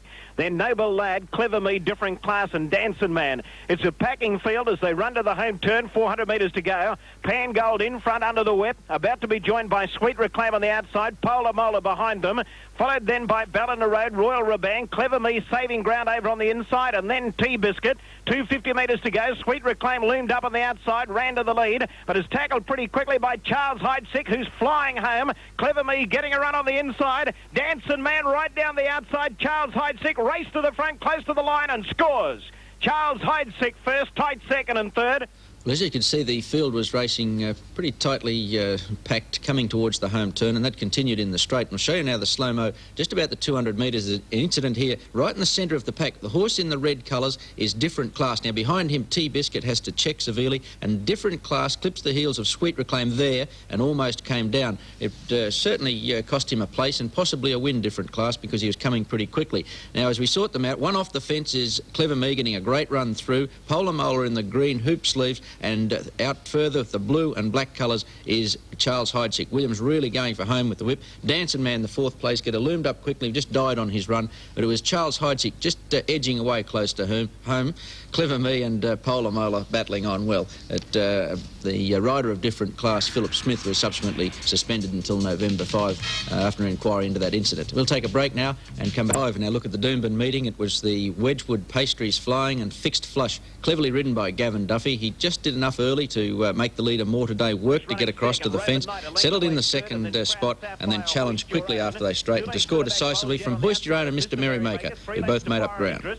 Followed by Min's Purple In and Hondo Maddox last. Coming down the side, 6.50 to go. More today, 2 in front of Fixed Flash. Proud Sapphire third on the inside of Roman Knight. Then Hoist Your Own. 3 lengths Bold Jet on the outside of Mr Merrymaker. Then Foreign Interest Purple In. Min's. Hondo Maddox still last to the home turn, 450 metres to go. And the leader, More today, a length and a half in front of Fixed Flash, who's off the rails at the right time and now popped the big question. Proud Sapphire in third place. Then Hoist Your Own, Roman Knight and Mr Merrymaker. Fixed Flash loomed up, went to the lead. 2.50 to go. He shoots a length in front of More today. On the outside, Hoist Your Own is coming home with a great run. Then Proud Sapphire. Fixed Flash the leader. He's a length and a half in front of Hoist Your Own. He's holding him, Fixed Flash. He's in front close to home. He's too good for them. Fixed Flash first, Hoist Your Own second. Oh, Mr Merrymaker, a great run third. Yes, as the caller Wayne Wilson said there, Mr Merrymaker was a very good run to get third, his first after a break. And we'll show you the slow-mo now. Both he and Hoist Your Own ran on nicely at their first run after a break. Fixed Flush gets clear of More today here. Duffy just going for the whip to make sure of it, as Hoist Your Own in the blue colours had moved threateningly into second place, and the horse on his immediate inside is Mr Merrymaker with Mike Pelling hands and heels there. Now Fixed Flush is about a length in front, and he holds this advantage to the line. You'll notice Duffy isn't really hard on him with the whip, one every 3 or 4 strides just to make sure he kept going. Hoist Your Own battling on strongly, and Mr Merrymaker really stretching out nicely in the last 100 metres. His horse never been suited by 1,200 metres, the distance of yesterday's event, and he's going to be better suited when they get over a little bit more ground next time, Mr Merrymaker. I think he's one that you should follow. 6th event was the Dulcify Graduation. Great ride by Robert Crilly here on King's Bishop. He's in the box seat, third in the yellow colours, and he just hands and heels to the line. He doesn't go for the whip on King's Bishop, who scores from Pinehurst. At the right time, he's moving up 3 wide, then Dungaruba. Zamazephyr starting to move forward on the outside of Atlanta Lass, then Bless the Heavens, Battles Wake, Paris, France, Cap Nice last into the straight, 300 metres to go. Sterling Affair the leader, not for long. Here's Pinehurst and King's Bishop on the outside. Zamazephyr starting to make up ground, and then Battles Wake, 150 metres to go. King's Bishop sprinted to the lead just in front of Pinehurst and Sterling Affair. King's Bishop a neck in front of Pinehurst. He's holding him, and King's Bishop is going to be too good for Pinehurst. King's Bishop first, Pinehurst second, tight third. Ken Russell has been in great form in recent weeks, and another very good ride here on Cruise Missile, who defeated his stablemate Vita, and I think she was the run of the race. She's running 5th, the grey filly on the inside. It's Cruise Missile third on the fence, travelling well, who goes on to score. On the inside of Prince Page and then Absun. Vita's only 3 lengths off the lead. She's right up on the heels of Cruise Missile as they race to the corner. Then Burley Bay into the straight, 350 metres to go. Prison Bound the leader, but Cruise Missile is going up to her very quickly on the outside. He's hit the lead. Vita into the clear, running on strongly. Hellerson down the outside. Cruise Missile in front, 150 to go. Here's Vita with a great run on the outside, and then Hellerson. It's Cruise Missile in front. Vita trying hard on the outside, but Cruise Missile is holding her, yes. Cruise Missile first by a length. Cruise Missile the winner. Vita second. Hallison a great run third. 2 runs to follow there, Vita and the third place getter Hallison, who's having his first start since January, and he looks like he's coming back very well. The final event went to the favourite Sir Turn. He's in the blue colours, just a bit worse than midfield. He gets a nice run up just at the home turn, and after a struggle defeats Silver Style. Followed by Fanta Boy and Mr. Huggies now last. On the home turn, 400 metres to go. Dandy Circle is joined quickly by Silver Style. On the outside, Plain Nonsense. Saturn coming through in the middle. Lerpagal over on the inside, and then Currumbin Light. Silver Style just in front, 250 metres to go. Saturn is winding up quickly on the outside, and Currumbin Lights is charging home as well. Silver Style just in front. Saturn coming out after him on the outside. It's Silver Style and Saturn. Saturn poked his nose in front. He's too good, the favourite. And Saturn wins it by a half length. Saturn first. Second, Silver Style, and then Currumbin Lights. A nice run. The punters finishing on a bright note there with the success of the short-priced favourite Saturn. A look now at the double and treble information from Doomben yesterday. 4 and 8 the double, $11.10. 4, 4 and 8, all very well fancied runners. The treble and $55 the dividend. And 6-pick won yesterday. Division 1, $8,818.55. 4, 5, 4, 9, 8 and 4. So 4 the predominant number there. And Division 2, $430.60. Division 3, $94.20. We'll take a break now. And the Silver Slipper Stakes winner, pre-Catalan, and the colt was ridden by his son Gary, his first ride in Sydney since 1970. It wasn't without sensation, though. There was a protest by John Duggan, the rider of the runner-up Magic Flute, but pre-Catalan, much to the delight of them, was taking out the prize there in the Silver Slipper. It was a very heavy track at Rosehill yesterday. The first event, and the Queensland-owned Bill Bangara was well clear, but the early effort told he was run down by the favourite Palazan. By Cobell on the inside, splitting horses Regal Diplomat, and then comes Ron's Pride, No Deal, Kenzai, French Tip, and Old Entrepreneur is last of all. Up to the bend they run at the 500 metres, and Bill Bangara having the gap closed by Palazan, who's a length and a half to 2 lengths from him. Third, another 2 lengths away is Twin Alps, and a further 3 to Regal Diplomat, hard ridden from Marjik as they come round the corner, and Bill Bangara railing beautifully. He's a length and a half to 2 lengths on Palazan. His rider's gone for the whip. De Montfort's gone for the leader now, with the Persuader, that is, and Palazan is starting to make ground on Bill Bangara very quickly. In fact, Palazan cruised up to Bill Bangara. They're a minute in front from Twin Alps, and then Entrepreneur running on. It's Bill Bangara kicking back on the inside of Palazan, but again Palazan gets his measure, and Palazan, although he wanted to bore in, is going to be too good. And Palazan has raced home to beat Bill Bangara. Old Entrepreneur got up for third. Second went to the solidly backed Calm Sir, who gets a lovely run along the inside, and just a shade too strong for Best Bow, who battled on pretty strongly. About 2 lengths away is Best Bow, a length the Tahitian Empire. Prince Mundo, Calm Sir is hugging the fence, and then Digger Stark is followed by Yvonne's Knight, and tailed off Sunny Rebel, straightening, and King's Chariot just leaves Little Array. Here's Calm Sir getting up on the inside, Best Bow on the outer, 4 in line, a good gap to Digger Stark as Calm Sir right through along the rails has taken the lead from King's Chariot, and Best Bow and Little Array is dropping off. It's Calm Sir in front. Best Bow is sticking on clear of King's Chariot, but Calm Sir is going to prove a little too strong for Best Bow and King's Chariot, and the heavily backed Calm Sir gets the prize from Best Bow. Third, King's Chariot. 4 off third. The third over 2,000 metres, and Heroic Blaze moved up to put pressure on the leader, spend the money before the turn. He went on to defeat that horse, and Fair Verdict was a distant third. Half-length Heroic Blaze, about 2 away third, Fair Verdict. Spacelab starting to make some ground. Gaudet Armas under the whip, and King of Gypsies brings up the rear, homeward bound. Heroic Blaze putting the real test to spend the money. 2 away third is Fair Verdict, and then comes Spacelab on the outside, inclined to hang in, and he's had to go for the whip on it. It's not picking up ground quickly enough at the moment. Heroic Blaze puts the head in front of Spend the Money. Duggan finding it hard to get the whip adjusted in the left hand on Spend the Money. Now he does, but Heroic Blaze has got his neck in front and safely holding Spend the Money. Good go for third, Spacelab and Fair Verdict. Fair Verdict will get it, but it's a good win to Heroic Blaze. Heroic Blaze over Spend the Money. Third, Fair Verdict.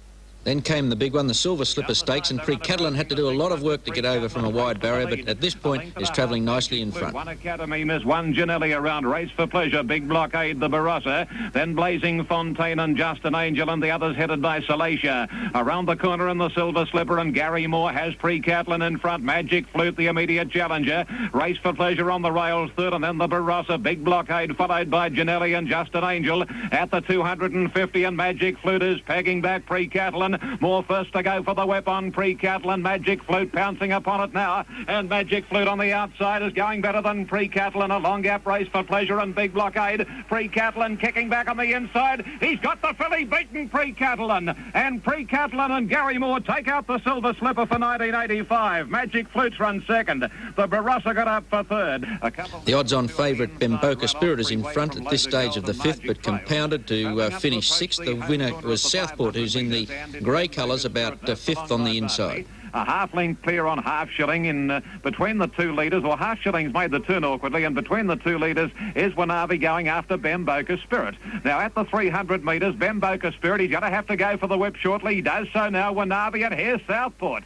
Southport raced up to Wanavi and Bemboka Spirit, a line of three and a good gap Oxbury way, but Southport, he's put paid to them in the twinkling of an eye. He's kicked away from Wanavi. Bemboka Spirit, he won't even run a place. And as they hit the line, it's an easy one for Southport.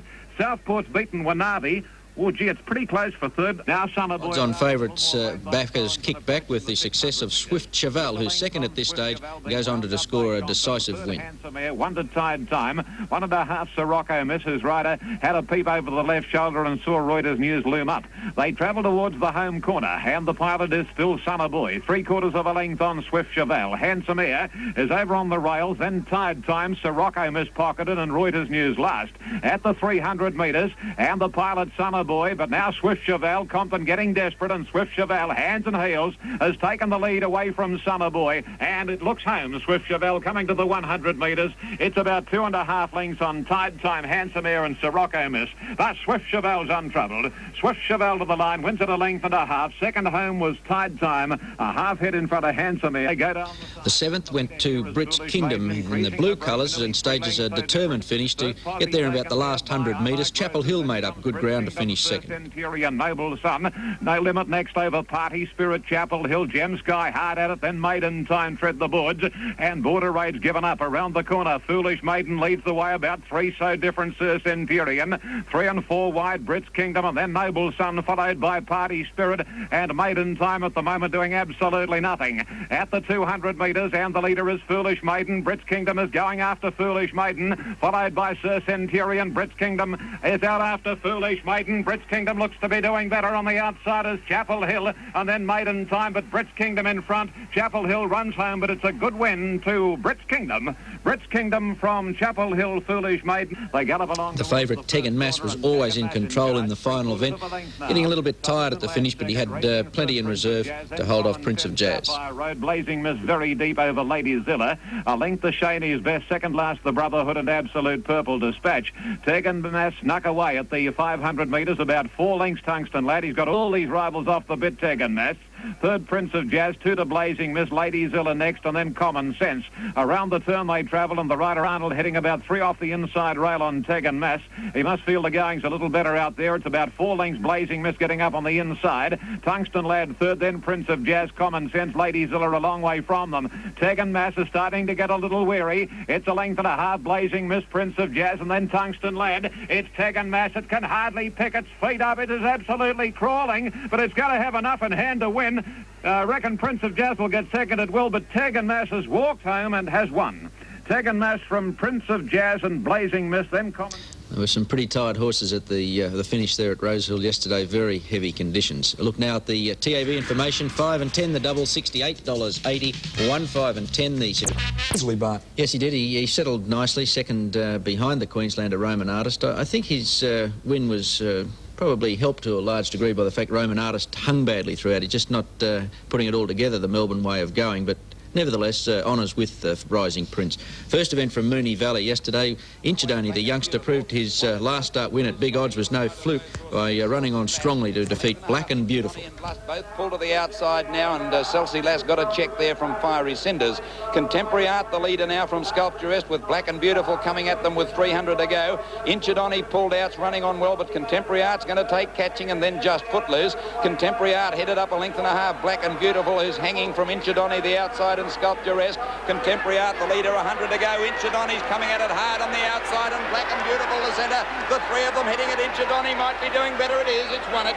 Ahead to Black and Beautiful, a neck away Contemporary Art third from Selfie. The second was the Foster's Lager Stakes, and it went to the Queensland-owned filly Tourville, but there was an unlucky runner here. The third place getter, Dolcezza, ridden by Peter Cook, stormed home after being held up for a run. Great finish, this. 5 lengths covered them with 4.50 to go. Golden Twig joined again by Haunting. Poke No Pearl comes to the outside. Seek a Fortune moving up. Tourville cantering, can't get a run, and then Bay of Sterling.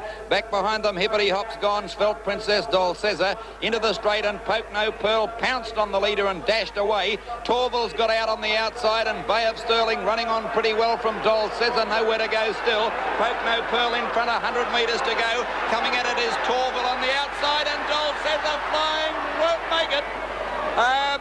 The winner is Tourville, ahead to either Dolcezza, also there Poke No Pearl and Bay of... Tremendous finish, as you saw there, to the second event. Tourville just scraping home. Third event was the Great Western Champagne Stakes, over 1,000 metres. Odds-on favourite Lord Mornington was in front, but inclined to hang here, and Indeed I Do on the outside looked to have his measure even this far from home. Getting settled and running on from Blocado. The rest you can't find them. Lord Mornington hanging. Indeed I Do's got it beaten as they turn, with Claus running on well. Then Blocado, but it's Indeed I Do, a half length in front with 100 to go from Lord Mornington and Claus.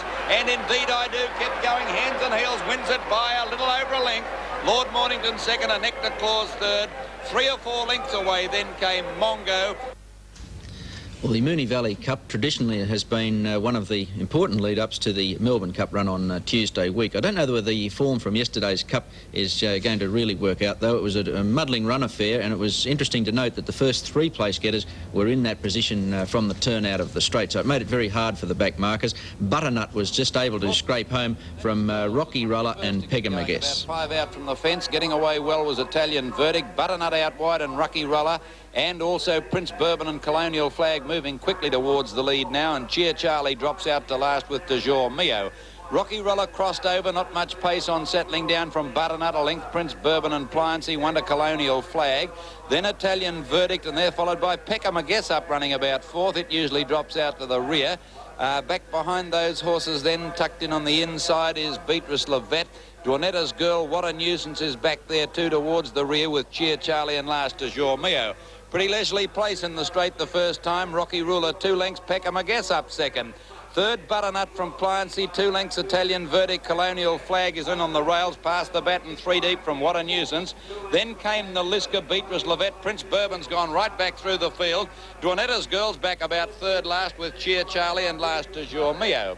Out of the straight to the 1600, Rocky Ruler 2 lengths to Peccamagess, a half to Butternut, 2 to Pliancy, a little more pace on, 2 away Italian Verdict. Colonial Flag tucked in on the fence, a length and a half, What a Nuisance inside past the baton. 2 lengths away, Beatrice Levette and Aliska, a length and a half. Dwanetta's Girl over on the outside of Cheer Charlie, 2 to Prince Bourbon. I think Toujours Mio's broken down the top weight. It has. Toujours Mio's being pulled up at the 1200 corner. Rocky Ruler, 2 lengths, Peccamagess travelling well. A length and a half, Pliancy from Butternut, 1 to Italian Verdict. A length, Colonial Flag, the rails from past the baton, a half length, What a Nuisance on the fence. Then Naliska, Dwanetta's Girl, the outside, 3 deep from Beatrice Levette, and Prince Bourbon and Cheer Charlie are now together last.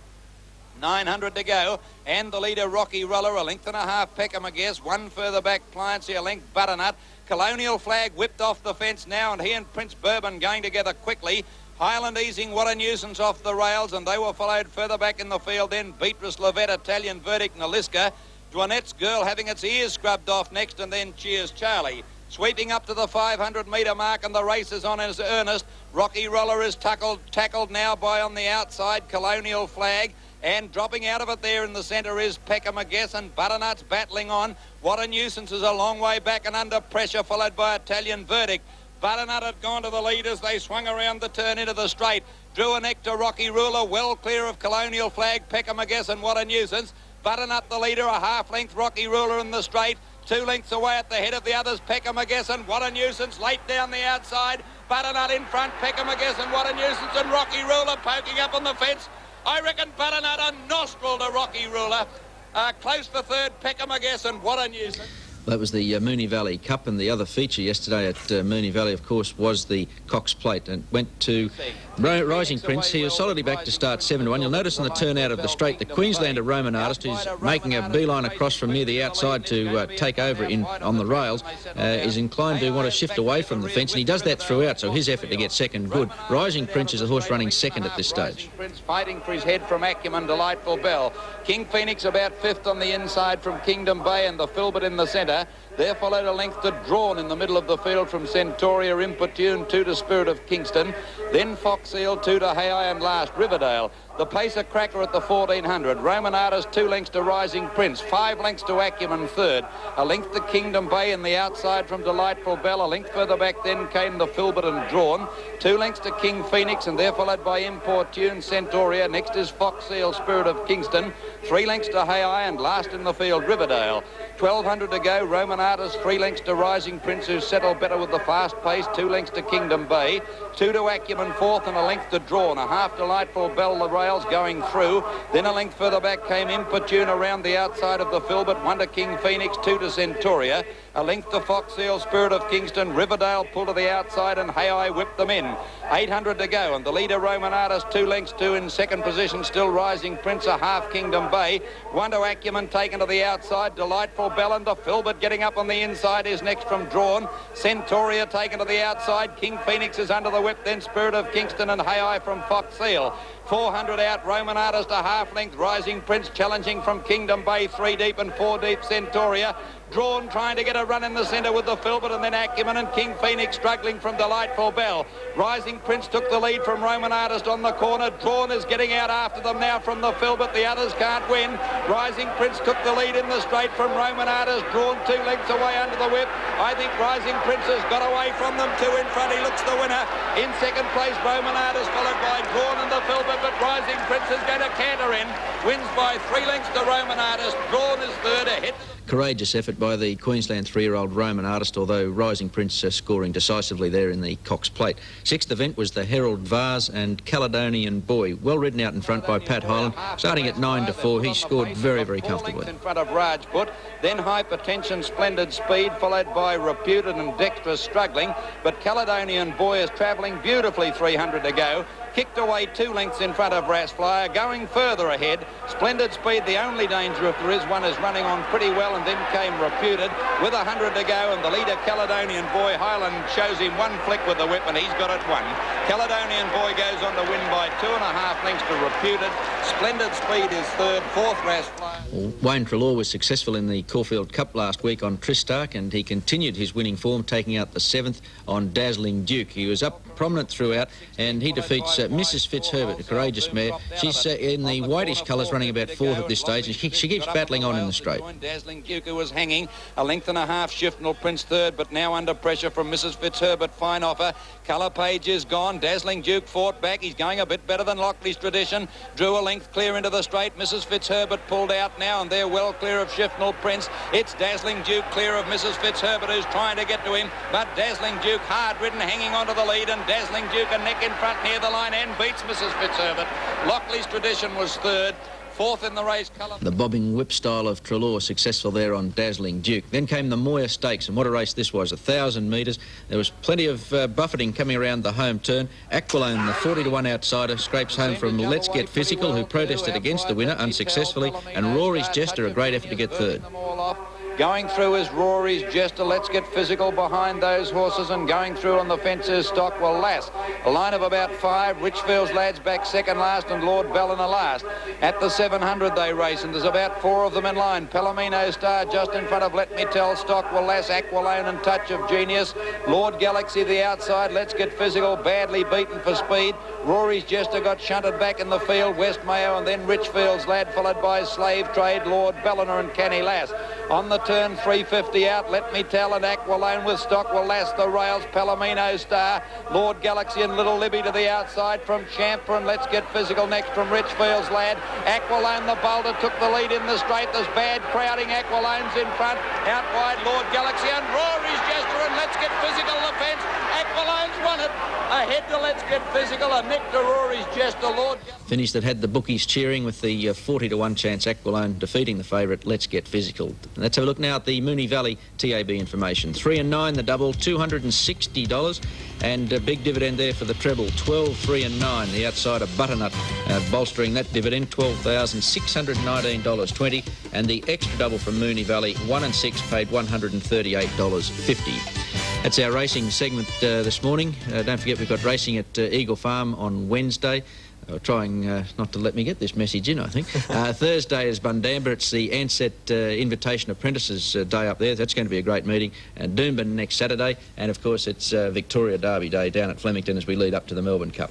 Thanks, Barton. To the front in the straight at the 300. Currumbin Lights, but got the split. Zanaz gone, and here's Shaney Prince out wide. Currumbin Lights hit the front at the 150. Shaney Prince coming after him. Currumbin Lights and Shaney Prince. Shaney Prince is flying home out wide. He's moved up to take the lead, and Shaney Prince got up to win. Shaney Prince has beaten Currumbin Lights. My Brown Princess third. Carrying the bold personality colours, Shaney Prince gave Lane Yeomans the first leg of a winning double. It hasn't really been the best of years for Bill Naome, but he's got a pretty handy galloper here in Shaney Prince, and let's hope he can go on to bigger and better things. Race 2 is the novice. The favourite here, Best Foot Forward, was aiming for his third straight win and to keep his 100% record intact. Turn the bend. Best Foot Forward led into the straight at the 350. Around the Moons, immediately under the whip. Starship third on the rail. Glentone running on, and Star of Armian into the clear. Best Foot Forward led at the 200. Duffy needs the whip. Star of Armian's grabbed it now. Star of Armian raced up to Best Foot Forward. Star of Armian's took the lead from Best Foot Forward, then Zamazephyr, and Star of Armian's drawing clear wins. Star of Armian's first. Best Foot Forward second. Zamazephyr third. The New Zealand-bred Star of Armians is prepared by Barry Miller, who selected him as a yearling, was ridden well yesterday by Adrian Pettit, and the winner's sire, Bellissimo, formerly stood in New Zealand, is standing now for Francis Taylor at Yergama Park Stud, south of Brisbane. Race 3, and here Lord Penn was chasing the hat track. He's a brilliant galloper.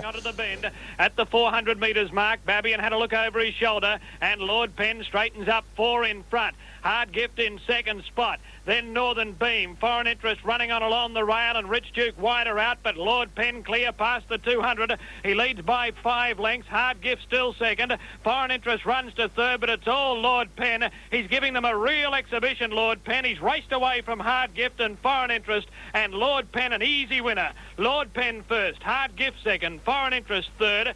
10 wins from 19 starts for Lord Penn, the first of 3 for coast trainer Jim Griffiths. Laith Babian had a good look round the shoulder at the top of the straight and a couple more looks around through the straight, but he had no worries because Lord Penn was out on his lonesome. Sadly, the second horse, Hard Gift, broke down hopelessly in the offside joint after the race and had to be put down. Bad luck for connections. Race 4, the Starlet Stake, the scratchings of Prelude's Pride saw Creolina run a 7-2 on chance. Midfield in front of Roman Dynasty, and then Tayon's Pride when they turn. Creolina straightened at the 300. The favourite leads by 4 lengths. Digression gone. Parlour Lady runs into second spot. Then Zephyr Edition and Croxley Bell, but Creolina is 6 in front. Creolina leads by 6 to Zephyr Edition, Parlour Lady and Croxley Bell, and Creolina with a wing on every foot bolts in.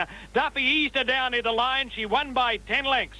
Creolina first, Zephyr Edition second, Photo third. It's been interesting to see the clash between Prelude's Pride and Creolina. Perhaps we'll see that later in the season. Creolina is prepared by Reg Fleming, is owned by Reg's wife and some of her relations.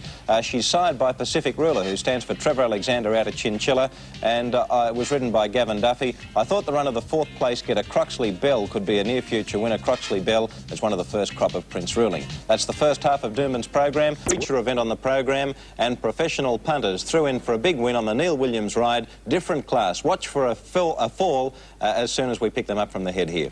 Then, oh, there's a fall. One down. Polar Mola's down. There's another one down. Polar Mola and Harrow have both fallen as they approach the home turn, and I think another one's lost the rider somewhere. 3 of them gone. Clever Me might have been the other one. Different Class reached the lead on the bend after Arctic Performer. Sweet Reclaim runs to third, then What a Secret, and now Rosalie. Different Class went to the front at the 200. Williams looked over his shoulder. Our Rosalie ran to second. They're clear of Sweet Reclaim. Different Class in front. Our Rosalie can't get on terms, and Different Class wins the cup. Different Class beat Our Rosalie. Dancing Man ran third. Neil Williams decided on the ride on different class only after his initial mount, Charles Heisdiek, was injured and couldn't take his place in the field. That was a second leg of a double for Jim Griffiths. Now, here's this fall again in the slow motion. The three horses who come to grief, just watch at the middle to rear of the field. They are Clever Me, Polar Molar and Harrow. Clever Me was ridden by Robert Crilly. You can see the first of the gallopers go. Williams did a marvellous job to extricate different class from the heels of Polar Molar, and he missed all that trouble, and that may have been a race-winning move by Neil Williams. Robert Crilly and Leaf Babian received only slight concussion and nothing serious to them, and Carl Simon suffered severe bruising to his shoulder. Bad luck for two of the boys who missed winning rides later in the day. Race 6, the Graduation, and here Lucifer Lad was the easing favourite. Aleph was well backed. Aleph reached the lead on the point of the corner at the 350. He sprinted a length and a half clear of Pan Gold. Little Troy's into the clear, running on. Lucifer Lad out wide and then out of the main. It's Aleph in front at the 200. Little Troy and Lucifer Lad are after him. Lucifer Lad hit the lead. Little Troy going with him. Aleph gone. But Lucifer Lad drew clear of Little Troy, 100 to go. Then Aleph, and Lucifer Lad is starting to stride away. Lucifer Lad wins by 2 lengths. Lucifer Lad first. Little Troy second. Aleph third. Lucifer Lad is now being set for the $50,000 Queensland Cup on November 23rd. He'll be ridden in that race by Les Harris, who had the winning sit yesterday. He's a good, relaxed, improving type of stayer, and he could come into that feature as a lightweight chance. The third leg of the treble was race 7, the Graduation. Allamanda Boy was the favourite. Watch for a good run here. The grey mare down the outside, Vita. Tans Hope, Vita, Prince Strome, Mendham Lad, and Montpellier Prince the last to turn. Pride of the Town went to start practice and took the lead, straightening up. Allamanda Boy's after him. Hasten Jason looking for a run. There's not much room. Mendham Lad's running on strongly now. Pride of the Town's kicked again from Allamanda Boy, and Mendham Lad's got them both covered. Mendham Lad shot to the lead from Allamanda Boy. Vita running on strongly, but Mendham Lad is coming away, and Mendham Lad wins well. Mendham Lad first. Photo for the miners, maybe Vita from Allamanda Boy. Well, one man's meat is another man's poison, or so they say. Carl Simons, who had that fall 2 races earlier, unluckily missed the winning ride on Mendham Lad, and Shane Scriven was Johnny on the spot and picked up the ride, and Shane is riding in sparkling form. The winner, of course, is sired by Mendham, the sire of Queensland Horse of the Year, Prince Frolic. Race 8, the Graduation Stakes, and here the big boys threw in on the coast train for all occasions, but watch for Melinda Lady finish down the outside in gold colours. The front straightening up at the 300, drew a length clear of Go Softly. Melinda Ladies into the clear, then Roman Fantasy. For all occasions in front, Melinda Ladies after it. Melinda Lady, and for all occasions, Melinda Lady's taken the lead from all occasions, then Roman Fantasy, and Melinda Lady wins. Melinda Lady gives Jim Griffiths a treble. Melinda Lady beat for all occasions. Roman Fantasy third. Well, that fall in the Lord Mayor's Cup unfortunately cost Leith Babian the win on Melinda Lady, but Lane Yeomans again was there in time to pick up the ride for Jim Griffiths, and isn't Jim having a great run at the moment? I'd suggest you stay on the trail of the third place, get a Roman Fantasy. She's trained by Charlie Newham of Roman Artist fame, and Roman Fantasy is a filly of considerable promise who should greet the winner's stall before too much longer. Treble information, the treble on 3 Lord Penn, 5 different class, and 9 Mendham Lad paid $78.80. The double 5 different class and 9 Mendham Lad paid $28.40. The 6 pick numbers 3, 2, 5, 5, 9, 2. Division 1, a lousy $301.80. Second division, $25.35. And third division, $4.75. With Creolina being a long odds-on favourite, it may have been a better idea for the Queensland TAB to yesterday operate on the spectacular Flemington meeting. We'll be back after this break with all the look at the Rosehill. The shortest price winner was a 4-to-1 chance, and every favourite on the 8-event card was beaten. The opening race was the 2-year-old filly's Handicap. Here the Marceau youngster Talon in the orange with a blue cap ran as favourite and was desperately unlucky. Leader is Misty Crony, a half length now. Atlantic Mission's riders had to go for the whip. A length they hit it again, racing very greenly. Talon is trying to bullock through. She's into the open now, but still about 5 lengths from the leader, which is Misty Crony. Atlantic Mission is second, battling on. Misty Crony still in front, holding Atlantic Mission. Talon getting out when it's all over, and Misty Crony's going to prevail, and the leader is Cheeky. The second race was the 3-year-old and upwards, and here watch for Willara Prince, the favourite, in the green blinkers. Diplomatic Express the outside. Willara Prince getting shuffled back now, and at the 200 250, and Diplomatic Express on the outside swooped upon Cheeky Thief. My Day gets out to go after Diplomatic Express, and Wallara Prince finally into the open, but Diplomatic Express has pinched a length. My Day battling on, but Diplomatic Express is going to be too good. Wallara Prince runs home when it's all over. Around the corner. Race 3 was the 2-year-old Colts and Geldings, and here the Crown Jester Colt and top weight Loyalty Road was the first beaten. Looming up very quickly to take the lead, and as they race towards the 200, Manobo, hands and heels, leads a length now. Loyalty Road and Classic Hand, they're making no impression, and then Honourable Duke on the outside, Manobo in front. The challenger on the outer is Honourable Duke, but Manobo's giving plenty. De Montfort gets stuck into Manobo, and Manobo's going to score. Manobo has beaten Honourable Duke. Maybe Golden Slipper material. Manobo, race 4, the 3-year-old fillies, and the favourite Stately Image carried the green with the yellow cap.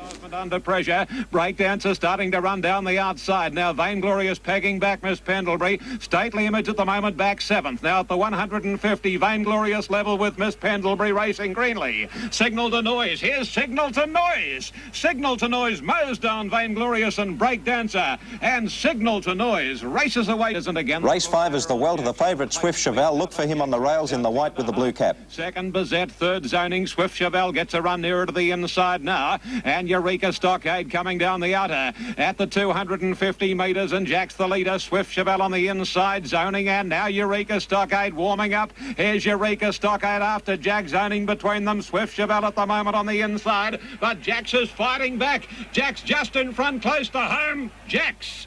Colonial. So Ripper, race 6, the John MacArthur Handicap. The favourite here, French Colonial, racing a grey horse in the brown with the white hoops. Colonial, and the greys on his outside, Durai Blue at the 300. Count Bevic gets the better of El Cador, about a head in it. Now French Colonial starting to unwind on the outside. Best Bow battling on fairly, but French Colonial's after Count Bevic now. Best Bow between them. It's French Colonial racing to Best Bow and Count Bevic. The three of them go to the line, and on the inside they commence. Race 7, the Foundation Handicap. Favourite here, Spacelab, is weaving between runners at this stage, racing in the green with a red cap and blinkers. Parlezam hanging, Fair Verdict getting right up on the inside, and at the 220, Fair Verdict strode to the lead. Spacelab is weaving a passage about 2 off the rails now. Here's See Pictures after Fair Verdict from Parlezam, and then Spacelab coming into it. See Pictures on the outside moves up to collar. Fair Verdict, Spacelab won't go on, and See Pictures goes on and scores nicely. See Pictures hit Little Arnold. The final event at Rose Hill was the James Roos Handicap. The favourite here, Praising, at 13-8, raced in the red with the blue cap.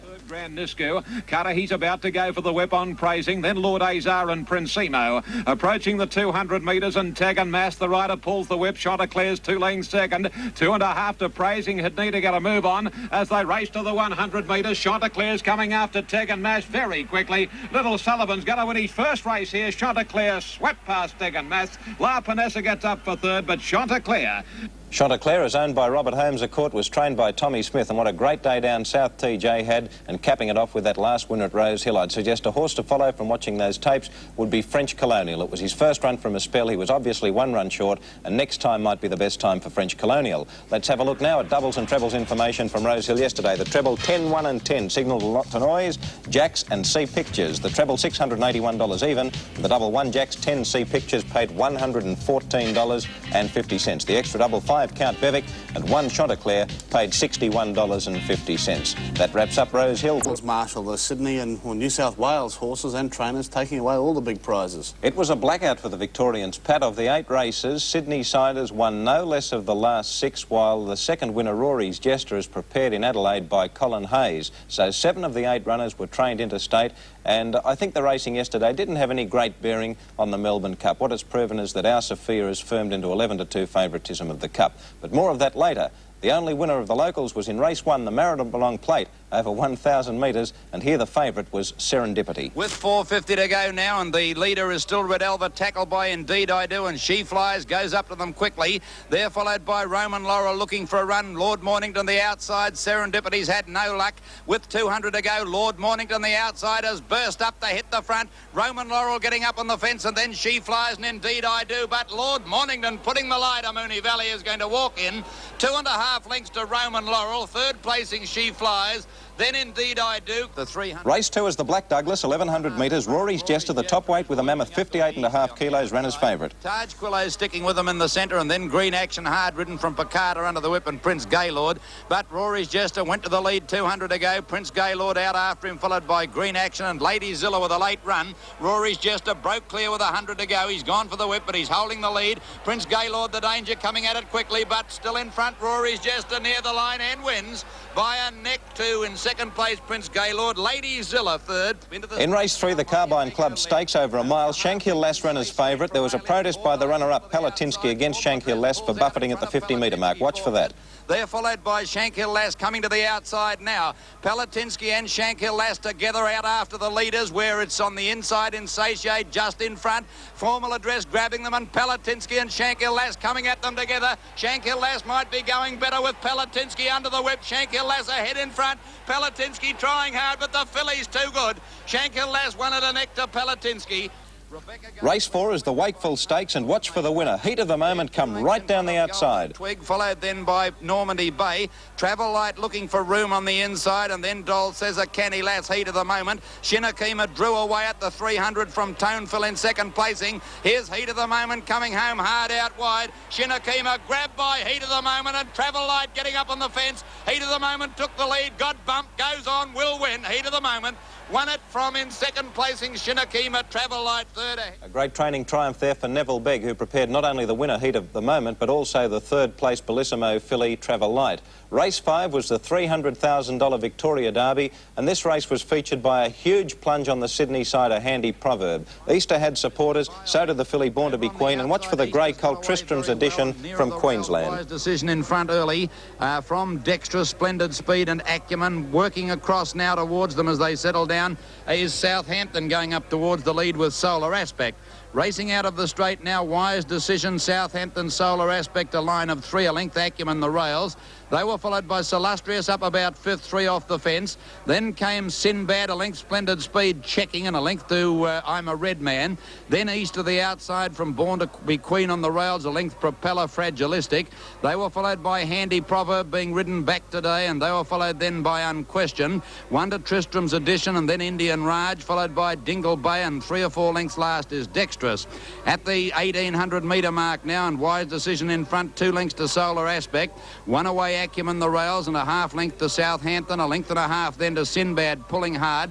Half a length to Sir Lustrious over on its outside. Fragilistic going around them 3 deep, a length to Splendid Speed pulling hard from I'm a Red Man. I'm a Born to be Queen settled well on the inside, and Easter's racing outside of it. Handy Proverb trailing them a length away on the fence, and now on the outside Unquestioned making ground from Propeller. Then Tristram's Edition, Indian Raj, Dingle Bay, and last in the field still is Dexterous. They passed the 1300 and the leader still Wise Decision. 1 to Solar Aspect, 2 to Acumen, a half Fragilistic, a length and a half Southampton, and on the inside of it Sinbad. 2 or 3 lengths to Sir Lustrious, and then I'm a Red Man given a taste of the whip from Splendid Speed. 2 lengths away then Born to be Queen sticking to the fence outside it Unquestioned, a length to Easter and Handy Proverb. Then came Propeller followed by Tristram's Edition, and further back Indian Raj. Commencing a run Dexterous, and last of all 3 lengths away Dingle Bay. 700 to go near the turn, and Solar Aspect went up on the outside to join Wise Decision. 2 lengths to Acumen. He's had the run of the race, and they were followed then Splendid Speed making a run 4 or 5 deep from Southampton, and they were followed then by Fragilistic looking for a run in the centre, Solustrious, and they were followed then by I'm a Red Man and Splendid Speed out wide. Unquestioned at the head of the others. Sir Lustrious getting out with Acumen are out after the leaders. Acumen dashed to the lead with 200 to go from Sir Lustrious, and Handy Proverb getting clear. Born to be Queen and Easter. Acumen drew clear at the 200. Handy Proverb pegging him back. It's Acumen, Handy Proverb from Born to be Queen. Acumen and Handy Proverb go to the post together. Handy Proverb's doing best and wins the Derby. 3/4 of a length to Acumen, 2 lengths to Born to be Queen third. Spare a thought for Gary Willits, the rider of the runner-up Acumen. It was Gary's 5th second in the Victoria Derby. Brian Mayfield Smith, who trained Handy Proverb, it was his first winner in Melbourne, and what a race to win for a start. And Handy Proverb is now going to be set for the AJC Derby Melbourne Cup next year. He's by Twigmoss, a good sire of stayers, and who's to say that about this time next year we won't be talking of Handy Proverb as a Melbourne Cup chance. Race 6, the LKS McKinnon Stakes, $75,000. Cox Plate winner Rising Prince was favourite. Watch for Melbourne Cup trials by So Vague in the pink and black, and Late Show in the grey with the white cap. He's getting into the leader now. Lacka Reason moving up on the inside of So Vague, and then followed Greatness. Rising Prince in front. He's gone for the whip at the 300, but he's still 3 lengths in front of So Vague. Then came Ivana, Lacka Reason and the Filbert, but Rising Prince holding them safely at bay. So Vague trying hard, but Rising Prince, he's run them off their legs and he's bolted in. Rising Prince goes on to win by 2 lengths to So Vague. The Filbert got up for third. That took him past $600,000 in stake earnings, Rising Prince, and what a great record he has. He's won the Villiers and Summer Cup in the 1 year, the Chipping Norton Stakes, Queen Elizabeth Stakes, Cox Plate and McKinnon Stakes. And who's going to ride him off in the Melbourne Cup? He's got 56.5 kilos top weight. The 2 mile distance in the Foster's Championship, of course, is the test with Rising Prince, but he's such a good relaxed stayer who could get the run of the race behind the likely pacemaker, our boyfriend. And don't write Rising Prince off. You can never underestimate a champion. Race 7, the Gadsden Stakes over the straight 6. Ruby Hussar, the outsider, is right down the extreme outside. And here Lord Galaxy, ridden by Brent Thompson, was 6s into 11 to 4. Aquilone got to the lead. New Atlantis grabbed them. Here's Richfield's lad and Lord Ballina getting out together. New Atlantis in front. Lord Ballina the danger, coming at it quickly on the outside. Lord Ballina raced to New Atlantis, took the lead near the line, and Lord Ballina's doing better and it'll win. Lord Ballina a half length to New Atlantis, 3 lengths away third, Bullion Broker. And Tommy Smith said after the race that Lord Ballina will be set for a race in Melbourne next Saturday before going to Perth. He started his career with Angus Armanasco in Melbourne, and Lord Ballina scored another win for Mick Dittman. Race 8 was the Dalgety, 2,500 metres, and here the favourite in this race was Black Knight. He's the horse down the extreme outside in the red colours with black and the white cap. Further back again in the field, Pegum, I guess. Then Mr. Jazz and Black Knight at the head of the others, but they've got to get our boyfriend. Led a length and a half at the 200 from under oath under the whip, Silver Award. Here's Fox Eel emerging from the ruck now. Black Knight running on only fairly. Silver Award, the tackler to our boyfriend from under oath, and then Tripsicum on the fence from Fox Eel. Our boyfriend in front, Silver Award getting to it near the line. Our boyfriend, Silver Award, are going to hit it together, and they hit it, and oh, it's a bobber, Silver Award, I reckon. A nose to our boyfriend, 3 lengths to under. And Silver Award made up Mick Dittman's mind for him in double quick time what ride he's going to be having in the Melbourne Cup on Tuesday. He's a dour Sydney stayer, Silver Award, but I doubt he has the class to win the Melbourne Cup. Black Knight's run was fair without being spectacular, but of course he's going to be suited by the 2 miles much better next Tuesday. Well, of course, the Melbourne Cup is coming up then, but the treble information yesterday, 5 heat of the moment, 2 Handy Proverb and 3 Lord Ballina paid $184.40 the double on 2 Handy Proverb, and 3 Lord Ballina paid $52 even. The extra double, 1 Rising Prince and 7 Silver Award. The Sydney Siders paid $71.30. Both of those horses, Rising Prince and Silver Award, will be going up into the Cup next Tuesday. Allamanda is the favourite for that race at 11 to 2. And let's now have a look at the field for the Melbourne Cup next Tuesday. 3 horses, Peckham a Guess, Night Eye and Rocky Ruler, were balloted out at final declarations last night for the $1 million race. The Bart Cummings trained Bounty Hawk was a non-accepted due to a stone bruise, while the Pat Courtney trained Toujours Mio didn't accept after failing badly in yesterday's Dalgety. As you can see, one of the favourites, Caulfield Cup winner Tristarc, drew the coveted rails barrier, while last year's winner Black Knight drew beautifully in barrier 1. Kiwi is out in barrier 20, and Late Show has the extreme outside in 24. Allamanda is the 11 to 2 favourite, and she drew widely in barrier 16. That's the field for next Tuesday's Cup. And let's go back in time and have a look at the 1985 Sydney Cup, won by Late Show, and see if this provides us with any sort of a clue to Tuesday's winner. Now look for Late Show. He's racing in grey colours with the, there he is down the outside with the purple seams and the white cap. Late Show storms home to win the 2 mile Sydney Cup. He's going to run the distance right out, and he's one of the best chances in the race. The 1984 Melbourne Cup was won by Black Knight. Let's turn back the hands of time by 12 months. At the 300 from Rocky Ruler. They're clear of Rose and Thistle at the head of the others, and then Mapley Heights running on. But it's Black Knight in front of the 200 from Checkamar. Mapley Heights running home well, but it's Black Knight's Melbourne Cup. He's drawing away to win by 2.5 lengths. Checkamar will run second from Mapley Heights. Rose. Well, heat of the moment's win yesterday in the Victoria, in the race down there in Flemington, was a copybook ride of Jim Cassidy's win on Kiwi in the 1983 Melbourne Cup. Cassidy didn't move until he got to the clock tower. It was a similar ride yesterday in heat of the moment. And let's have a look now at Kiwi winning 2 years ago. It's a length and a half to Noble Comment and Mr. Jazz the outside, then Triumphal March Nostradamus. Kiamare grabbed by Noble Comment and Mr. Jazz. Mr. Jazz, Noble Comment, Kiamare clear. Veloso making some sort of a run, and Kiwi late. It's going to be close here. Kiwi's going to beat them all with a mighty run. Kiwi swaps them on the line, and Kiwi's won it. And Jim Cassidy repeated that ride in winning the Wakefield Stakes it was with Heat of the Moment yesterday. The 1985 Caulfield Cup saw two bonny mares fight out the finish, Tristarc and Zamazephyr, and they'll be right there when the judge calls a halt on Tuesday. Halfway down the straight, Tristarc is the leader. The Filbert getting out late. Tristarc in front from Lacka Reason and Zamazephyr in the Filbert. Tristarc the leader, Zamazephyr grabbing it on the line, but Tristarc won it the next. Two bonny mares there. Rising Prince won yesterday and also won the WS Cox Plate. He's a good front-running stayer. He might have the run of the race behind our boyfriend. He's got a big weight, but let's have a look at his win in the Cox Plate. 2 lengths away under the whip. I think Rising Prince has got away from them. 2 in front. He looks the winner. In second place, Beaumonard is followed by Gorn and the Filbert, but Rising Prince is going to canter in. Wins by 3 lengths to Beaumonard. We hope that's thrown a bit of light on your Melbourne Cup prognostications for Tuesday. Zamazephyr is the favourite at 11-2. Kiwi and Black Knight 13-2. Mapley Heights and Tristarc, the mares at 8-1. Late Show 9-1, a little easy. Koiro Corrimay at 12s. Silver Award and Rising Prince 14-1. Fox Seal 15s. And the Kiwi I'm a Prince is 16-1. Whatever you do on Tuesday, the best of British luck to you. Don't forget, Greater Queensland Racing has an exclusive coverage of the Melbourne Cup with its Melbourne Cup crossword for 1985. That's it for Flemington yesterday, and that's it for me. What, don't trust me to do you?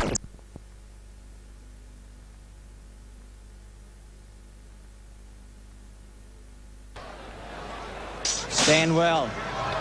Late Show missed it. I'm a Prince missed it badly by 3 lengths. I don't know if Thompson wanted to do that. Tristarc was away pretty well near the inside, showing good speed in the early stages. Feet away with Rising Prince. Our boyfriend showing speed. We expected him to with Butternut, Koiro Corrimay. Black Knight much closer today. Silver Award went to the fence with Under Oath. Further back in the field, Dwanette's Girl on the inside. Fox Hill behind it. Lacka Reason's moving up to be about 5th. Outside of it, Dusky Legend, Zamazephyr wide. Wide's got Zamazephyr 3 off the fence. What a nuisance inside of it with Mapley Heights, Sprightly Native. Hay back 5th last. Behind it now, Sprightly Native with I'm a Prince. Second last, Kiwi. And Late Show's last of all. At the judge the first time, not going all that quickly. And it's Our Boyfriend, 1.5 lengths to Butternut. Rising Prince the fence, Lacka Reason 3 wide. Koiro Corrimay in the centre. On the fence, Feet Away, 1.5 lengths to Under Oath. And then Dusky Legend, Tristarc inclined to pull. Trelaw wants to get off the fence. Black Knight, Zamazephyr. Then Silver Award, Tripsicum the outside. A length further back to Dwanette's Girl on the inside of Fox Hill. Zamazephyr got about 7 behind her. She's the favourite. What a nuisance in front of her. 2 lengths to Hay. A length I'm a Prince the fence. 3/4 Sprightly Native. A length away then to Mapley Heights, who's 3rd last, 2nd last Late Show. And Kiwi's last of all. 1900 out in the Cup. Our Boyfriend a length. Rising Prince is having a nice run. He looks like he might come off the fence. Butternut 3rd. Koiro Corrimay the grey. Then Lacka Reason. 5 lengths to Feet Away as they start to accelerate. Then Dusky Legend Under Oath. Black Knight midfield. Tristarc's had a beautiful run. 3 lengths Zamazephyr, 1.5 lengths to Dwanette's Girl, Silver Award. Tripsicum next from Fox Hill on the outside of What a Nuisance. 2 lengths Zamazephyr ridden along. A length to I'm a Prince on the fence, 1 to Hay. 4 lengths Mapley Heights, Sprightly Native, 2 lengths Late Show. Kiwi 4 lengths away. Kiwi's giving Our Boyfriend about 40 lengths at the 1400. Our Boyfriend led a length to Rising Prince the outside. Koiro Corrimay the rail at the 1200. Then Butternut, 3 lengths to Lacka Reason. Feet Away on the fence. 2 lengths Under Oath. Black Knight being scrubbed up. Dusky Legend. Zamazephyr outside. Tristarc improving. Then Silver Award. Dwanette's Girl further back from Fox Hill. Tripsicum, Zamazephyr still with a big job to do. What a nuisance in front of it. Further back on the field, I'm a Prince, Mapley Heights. 2 lengths away, Hay. Late Show's way out of it. Kiwi still last on the turn. They come up towards the 600. Our Boyfriend 3/4 to Rising Prince. 2 lengths to Butternut. Koiro Corrimay on the inside. Making a run is Lacka Reason around the outside. Black Knight starting to thread his way into the picture with Tristarc, Tripsicum. Zamazephyr in front of them from Dusky Legend. Out wide a Silver Award. Zamazephyr starting to thread her way through, but well back. Kiwi, I don't know if he can win today. Mapley Heights 2nd last, and back with Mapley Heights, Hay and Late Show. Our Boyfriend 2 in front of Butternut. Then Koiro Corrimay, What a Nuisance. Feederwar's under the whip. Tristarc went to the fence from Tripsicum. I'm a Prince coming with a great run. Corrie May's got to this one. Our Boyfriend with Butternut. What a nuisance. I'm a Prince and Feederwar. What a nuisance goes to Corrie May. Corrie May, and what a nuisance. What a nuisance wins the Foster's Melbourne Cup. A nose to Corrie May. Third and flashing up would have been Tripsicum. In that group of horses, Butternut, with also Feederwar and I'm a Prince and Tristarc. Next time, Our Boyfriend, Black Knight, Our Sophia, Silver Award. Kiwi, Not Today. Then Hey Dusky Legend, Mapley Heights, Under Oath, Late Show, Sprightly Native. Fox Hill, Lacka Reason, one of the last Twinette's Girl. Rising Prince failed to stay. And Zamazephyr. It's above the head. The camera will split them, but What a Nuisance has won the Foster's Melbourne Cup from Corrie May, and Tripsicum will be third. And Despain, Pat Hyland, has recovered from a shocking fall 18 months ago in South Australia when we thought he would never ride again. Well, his number hasn't gone up yet, but it will. There's no doubting that What a Nuisance has won the race. And you'll see number 13. It's not an unlucky number today for Pat. But that's what he wanted. There it goes. What a Nuisance has won the Foster's Melbourne Cup in a thriller from Corrie May. Tripsicum will be third. It's 13, 18, 3:23 the time. 23 third Tripsicum. Feederwar will be fourth. And Butternut fifth. So some surprises. Yes, 20 Feederwar. Butternut will be fifth. The time 3:23. And here's What a Nuisance with Feederwar outside of him as Our Boyfriend was tiring. And I thought for a moment, Des, that Butternut was going to win the cup. Oh, yes. Well, it did look as though that was going to happen. But Pat Hyland, he got him out into the nice going. I reckon about 4 off the rails is the best going on the track today, and that's where he is. And you can bet he's already had a bit of a look prior to this race. And there he is, a great stayer. He's one of the horses that has won at 2 mile at 3,200 metres. Same as Corrie May, she'd done the same. Tripsicum's was a great run, you know, because he's 2 mile, he's just missed. And What a Nuisance has just won from Corrie May, Tripsicum, Feederwar and Butternut. Lloyd Williams, the part owner of What a Nuisance, won the cup with just a dash. And this is the greatest moment for a jockey in the Southern Hemisphere. Yep. There's nothing better than this. And Pat Hyland, who's been through so much with that injury and then won the Caulfield Cup with Affinity last year and had the disappointment of riding an equal favourite in the Melbourne Cup who missed a place last year.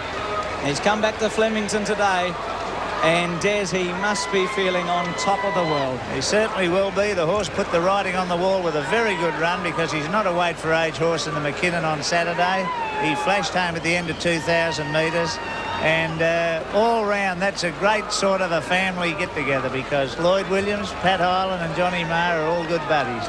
And Lloyd Williams, the part owner of What a Nuisance, publicly stated he'd be giving 10% of the winnings, which is $65,000 to Save the Children Fund. Yeah.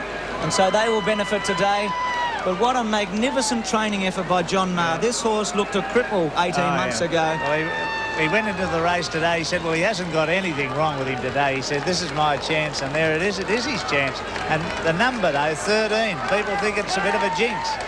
There's Lloyd Williams with the top hat. Yep. The winner's by St Piccolo from Fashion Bell. And here's Hyland about to ride his way into the record books. He's been going around for a long time, Pat, and I think he must have thought, Des, that he'd lost his chance to win a Melbourne Cup last year. Last year he won off Affinity, the Caulfield Cup, and here it is today, 12 months later, and he's come along and he's won on another of his mates because Johnny Marr, I think, was originally, might have been even with Jim Maloney. But they're all in the family down there, and there it is, just a nice. I don't think he waved to the crowd, did he? Won't incur a $200 Dennis going there. The other part owner, so they're pretty happy, I'd reckon. The winner racing away from Dol Cesar. Born to be Queen running home well now, but My Tristram's Bell will win by 5 lengths. Going to be close for the Miners. Born to be Queen out wide will get up and run second. Third placing Dol Cesar, behind them Rain. It might have been the omen to back New Zealand in the test. The Kiwi filly, My Tristram Spell, taking out the Oaks. We'll take a break now. Well, I didn't know, did you? Yes, you didn't until about 10 seconds ago. Lord Penn on his winning way again. He's going to start a short price favourite now in the Brisbane Handicap next week, and it's hard to see how they will beat him. The first event at Eagle Farm yesterday for the 2-year-olds went to the Gold Coast trained Zephyr Cross. He'd obviously derived plenty of improvement from his placing in the Manifold Stakes a few weeks back, and yesterday he was just too strong for Golden Act. This is not going to be that race, though. This is a bit tricky. Are they ever going to come out of the barrier? Here we go. This is their first event from Eagle Farm yesterday. And we haven't got any sound. Now, this is tricky. This is, at this stage, the favourite Golden Act clear. Now, Zephyr Cross is the horse in the dark colours, putting in the strong challenge now to the favourite. And over the last 100 metres, Lane Yeomans gives him a shake-up, and he's just far too strong for Golden Act, who had every chance. Third was Hadrian. But Zephyr Cross, he's going to have a break now and then be prepared for the Golden Nugget Stakes next year. And he's certain to be one of the early favourites for the Nugget, which incidentally will carry minimum prize money of $200,000 next March. Second event at Eagle Farm yesterday was the Oxley Handicap. It was one of the final trials for the Queensland Cup in a fortnight. A shock result here. It went to the Ballina-trained Jiff, who ran on nicely. Hanger, the Northern New South Wales country galloper, battles on strongly for second, and What a Secret third. To be joined by Kingpen Dragon. Different class quickly whipped up into third spot. What a Secret's coming off the rail. Then Noble Lad, followed by Jiff, Hanger, Surfcaster, and Tig and Tag with Prouty when they turn the bend. They've straightened up at the 350. Kingpen Dragon headed Pan Gold. Jiff's got a split through. Different classes under the whip, and What a Secret's run up on the outside. Jiff and What a Secret went to the lead together at the 200. Hanger's running on strongly now. Jiff in front of What a Secret. Hanger coming home hard on the outside. Jiff still in front, 100 to go. Hanger runs to second, but the post is looming up. Jiff in front, and Jiff's won. Jiff has beaten Hanger. What a Secret's run third. Well, that result had the bookies cheering, and they were still in a pretty good mood after the third, because Mr. Huggy at 16 to 1 took the prize here. Great ride by Shane Scriven. He took full advantage of the inside barrier, and he was able to get home from Turnbull Lad, Western Dawn, and Cheney Prince, the fourth place getter, looked a shade unlucky. By Western Dawn, Little Troy, Panda Boy well back, and Gotha Street at the rear when they approach the corner. Suletti a clear-cut leader straightening up. Defile's gone, and Suletti kicked away to lead by 2 to No Conscience. Paris France running on. Turnbull Lad out in the centre of the track, then Piccolo's Dream, and Mr. Huggy's going for a rails run and getting it. Suletti in front at the 250, joined by Mr. Huggy. Turnbull Lad out wide, then No Conscience and Western Dawn. Mr. Huggy hit the front. Turnbull Lad trying to go with him. Mr. Huggy but a length in front of Turnbull Lad, drawing to the judge, and Mr. Huggy caned right out, wins the money. Mr. Huggy beat Turnbull Lad. Photo third, Western Dawn or Shaney Prince. Shaney Prince, I think, was unlucky. He was well beaten into fourth place, but he had difficulty getting a clear run in the straight, and he went to the post full of running. I think he should soon make amends. The fourth was the Rockley Flying, and this was Lord Penn. Outstanding time here, 1:22.1. He's running third on the fence, trailing Fixed Flush at this stage. Once he gets into the clear in the straight, he just powers away. Rich Duke second last on the fence, and Wellington Road hard ridden at the tail of the field as they spin around the bend. Fixed Flush led into the straight at the 400 metres mark from Mr. Merrymaker. Lord Penn's going for the run now inside Mr. Merrymaker and getting it. Fixed Flush led at the 250. Duffy had a look over his shoulder, saw Lord Penn coming. He started to ride harder, but Lord Penn swept on Fixed Flush. Lord Penn dashed to the lead from Fixed Flush. Then Mr. Merrymaker and Rich Duke. Lord Penn's ridden hands and heels. He's drawing clear of Fixed Flush, and Lord Penn wins again. Lord Penn first, Fixed Flush second, Rich Duke third. He's class sprinter, Lord Penn, and he's already one of the early favourites for the Elders Handicap next year. Of course, he's unbeaten over the Eagle Farm 1,400 metres course. We'll take a break now in Sports Scene today, and a massive plunge here on Madam Briar. 8s into 3s. It looked as though it might come off just after they straightened. Gavin Duffy had the mare nicely clear at that stage, but then along came Hallison with giant strides, and in the end it was a pretty convincing victory to Hallison, who's a very, very smart horse. Sea Road battles on well for third. Regal's second last, and Twin Peaks at the rear. Madam Briar in front on the bend. 450 metres left to go. She leads by more than a length over Agro Khan. Sea Road third on the rail, then 2 to Montecito, followed by Tan's Hope, Cruise Missile and Hallison. Madam Briar's in front at the 300 metre mark. Agro Khan's under pressure. Sea Road boxing on the fence. Cruise Missile's not doing much. Hallison's running on now. Madam Briar leads at the 150. She's ridden hands and heels. Here's Hallison. Hallison's flying home on the outside. Hallison swept up to Madam Briar. Hallison took the lead from from Madam Briar, clear of Sea Road, and Hallison wins. Hallison has beaten Madam Briar. Well, it looked on paper before that race that the graduation horses looked possibilities to go right through the classes, 3 or 4 of them, and I think that's the way it'll pan out. We'll show you now the slow-mo of the final stages and just why Hallison looks so promising. Now, Madam Briar, who's a very, very smart mare, was clear at this stage. She was having only a second run after a break and obviously just starting to feel the pinch, and here's Hallison also having his second run after a break, really getting to the line strongly. Came from second last in the early stages in a very, very good performance. He's going to tackle the Triple Crown at Doomben now, and if he can sort of keep in touch with him over the 1,200 metres, you can see the way he comes to the line that he's going to be hard to hold out. But Madam Briar certainly one to follow. Sea Road's Effort, that's him over on the fence, third. First up, that was a good performance. And Agro Khan, who came off a wide barrier, battles on strongly for fourth. But it's Hallison. He's a big, strong horse, and you can see there he's got a lovely galloping action. He's had a few problems, but if his trainer Bruce Brown can keep him in peak condition, he's certainly got a big future. But Madam Briar, the one to follow. Unfortunately, some people burned their fingers on her yesterday, but I think she won't be long recouping those losses.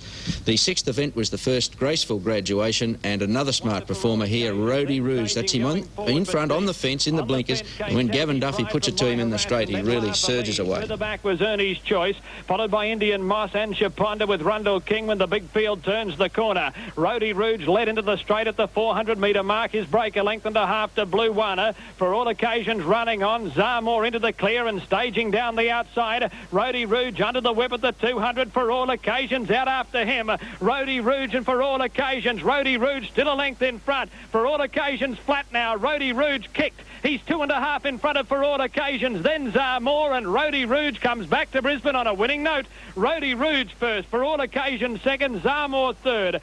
As you can see there, he's a big, strong 3-year-old Rody Rouge, and Gavin Duffy really made sure he kept his mind on the job with a few hard cracks with the whip, and he really looked impressive that last 100 metres. Another one very impressive yesterday in the 7th, the Sherwood novice, Bo Zephyr. You'll notice on the home turn he's in blue colours and he's way out off the track, but he does maintain his effort to defeat La Tepo and Noble Impact. Timer Moss runs up to third, then Half Crescent. La Tepo's coming off the fence in front of Gerrymander. Then Noble Actor, wider out Black Vinny, and Bo Zephyr letting loose right down the outside. Erin Aura had skipped well clear at the 250. Leads by 3 lengths to Timer Moss. Then La Tepo, Noble Impact, and Bo Zephyr coming home hard. Erin Aura's tired now. La Tepo's grabbing it with Noble Impact and Bo Zephyr. La Tepo went to the front, but Bo Zephyr's finishing like a train.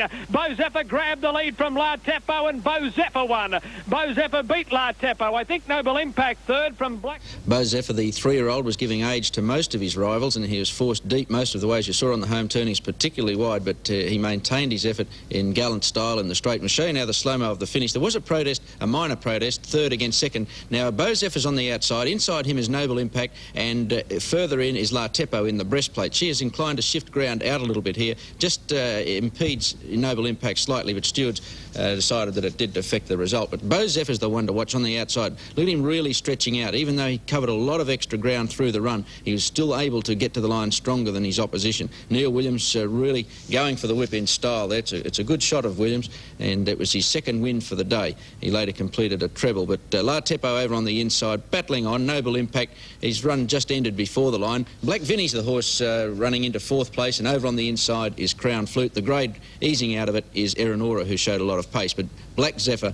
Bo Zephyr rather, an outstanding performance to score there. Well, Williams, as you saw there, powerful with the whip, and that was the case again in the final event. Ascanis, his mount, looked beaten in the straight. James Tradition moved up quickly at the 200 metres, but it was Ascanis and Williams able to kick back on the inside and score in a very, very close photo. Softly, Solo Gay, Fair Lenore and Pandor Khan's well back as they spin around the corner. Williams took Ascanis to the lead, straightening up at the 400. He's looking for a winning treble. Had a look over his right shoulder. James Tradition coming at him. No reason to quit under pressure. Then Little Downey followed by Fair Lenore and Cersei Pandor Khan midfield. Ascanis joined by James Tradition at the 150. Williams the first to go for the whip on Ascanis. Now James Tradition under the whip. Ascanis and James Tradition, they're going stride for stride. Ascanis fighting back on the inside. He kicked. He won Ascanis. Ascanis, I think, in a photo from James Tradition. Pandor Khan sizzled home for third. Then Fair... Terry Spargo, the caller, spot on there. Ascana scoring by only centimetres from James Tradition in a great go, and gave Neil Williams a winning treble. Now the double and treble information for the Eagle Farm meeting, and the double numbers were 2 and 5, $21.70. That was the Williams double, of course. 2, 2 and 5, the treble, $649.10. And 6-pick, 2, 1, 2, 7, 5 and 1, $2,633.45 Division 1, $429.35 for Division 2, and Division 3, $92.55. And Bart Sinclair returns after this commercial break. Cassidy and Di all recorded doubles, didn't they? You have got a concentration span longer than 10 seconds. You remember their names. What are their first names? Ron Quinton, Jim Cassidy, and I'm not sure about Di. I think it's RS Di. I don't know. Your RS, Shane's his first name. Two of them are... Is that in the paper? It's RS Di in the paper. Well, his name's Shane. You're a leading sports broadcaster. What's the R stand for? I can't say that on air. Robert.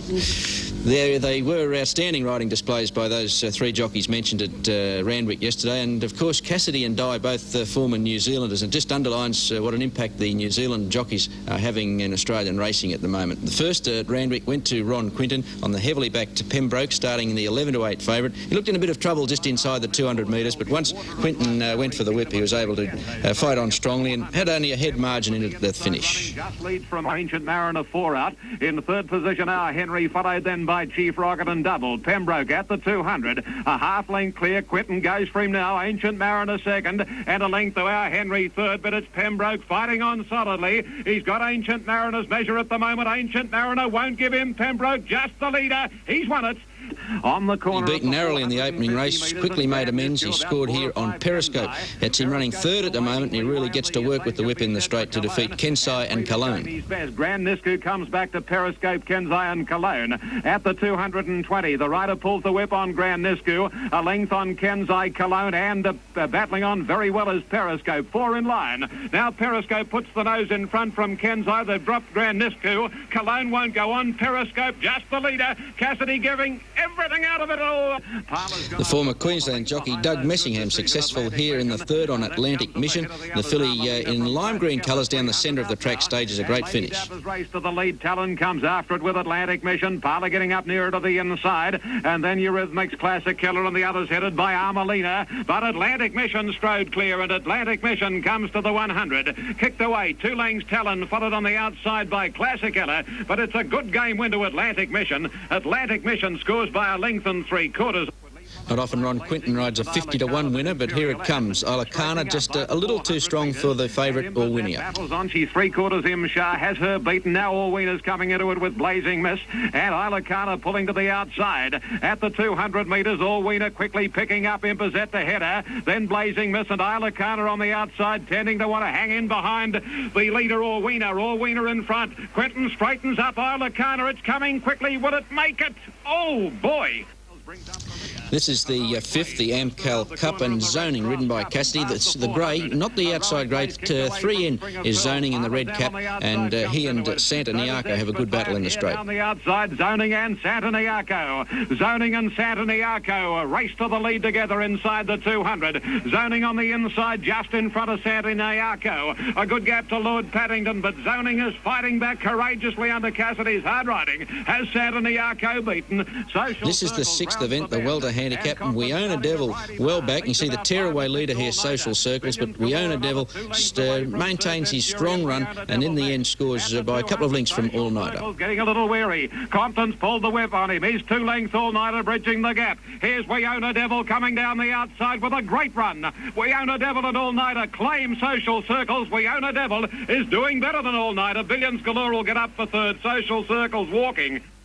Then came the 7th over 1,000 metres, and Winavi in the white colours, third on the fence, just edges out Flying Nugget, who looked the winner about the 100 metres. Winavi thoroughly modern. The outside Chime Square, Flying Nugget, then Solo Lad, Blazing Warrior going backwards. Now they're all over the place coming to the 200 where Flying Nugget darts through about 3 off the rails to join Winavi. They've beaten off Real Dream, and then comes All Chant and Chime Square. Flying Nugget and Winavi. Flying Nugget the outside. Will his condition give out? Winavi kicks. Well, here's another finish to test a race caller out. The final race, King's Chariot and Mr. Squiggles get together about the 200 metres, and there's very little between them from there right to the line. Because King's Chariot is in close attendance on the outside, and then comes Mr. Squiggles, Take a Trick. Harquarry behind those with Kahana Bay. On the outside, Mr. Squiggles race to King's Chariot. They've headed time for lunch. Mr. Squiggles and King's Chariot, another tighty coming up. Mr. Squiggles on the outside, and King's Chariot hits the line. Oh, it's the best dead heat you've ever seen to the naked eye. Well, it wasn't. King's Chariot did get the prize, but very, very close finish there in the final race at Randwick. Now the TAB information, and the double numbers were... This is 6 and 3, $15.80. 8, 6 and 3, the treble, $1,461.40. Nice to be back in town. 3 and 5, the extra double, nothing's changed. $20, the dividend. We'll take a break now in Sports Scene. Do you want to... Bye-bye, I'll see you next week. Yes, well, Darren Gouchy, much has been made of his split with the Colin Hayes stable in the last few days, but Gouchy showed yesterday just what an outstanding rider he is. He takes out this opening race on Harbour Island. You'll watch him over on the inside, and he's got magnificent whip work and balance in the final 200 metres. The one on the inside, the Colin Hayes trained filly, I think she's going to be too good. 300 out, she moved away a length and a half to Welcome Amore. Black and Beautiful's gone. Gouchy riding hands on heels. He's got to go for the whip now as Welcome Amore comes at Harbour Island. Harbour Island a neck in front. Welcome Amore gradually getting to it now. Draws level where Harbour Island fights back. Won't give in. Still ahead in front of Welcome Amore. Desperately ridden. It'll win all guts. Great poet. Yes, it was a good effort there by Darren Gouchy. The second, the Graysmith Stakes and Shades of March, kicked away halfway down the straight, but just had enough to hold off Frank Pledge, the grey. Got 2 in front of Glenn Morrison. Frank Pledge going to be a danger with Lay's Choice, but Shades of March has shot away. Frank Pledge trying to peg it back, but Shades of March hanging onto the lead. Frank Pledge trying hard, but the New Zealander Shades of March still a neck in front. Frank Pledge grabbing it near the line, won't make it. Killer Instinct. This is the third, and it went to the Tank, way out in the centre of the track, seeking out the better going, and this was the trend for the rest of the day. Morning Minstrel. Priceless Prince getting a run now, is coming at them from Val's Marina. Killer Instinct in front. Priceless Prince tackles it now with 200 to go. They're both under the whip. Killer Instinct hanging onto a lead by about a neck, and the Tank running off the tracks up with them. Running top of the bay, right off the track. Top of the bay might beat them all. Priceless Prince got to the front on the rails, but the Tank in front of top of the bay. Out wide, the Tank the leader, and the Tank wins it from top of the bay.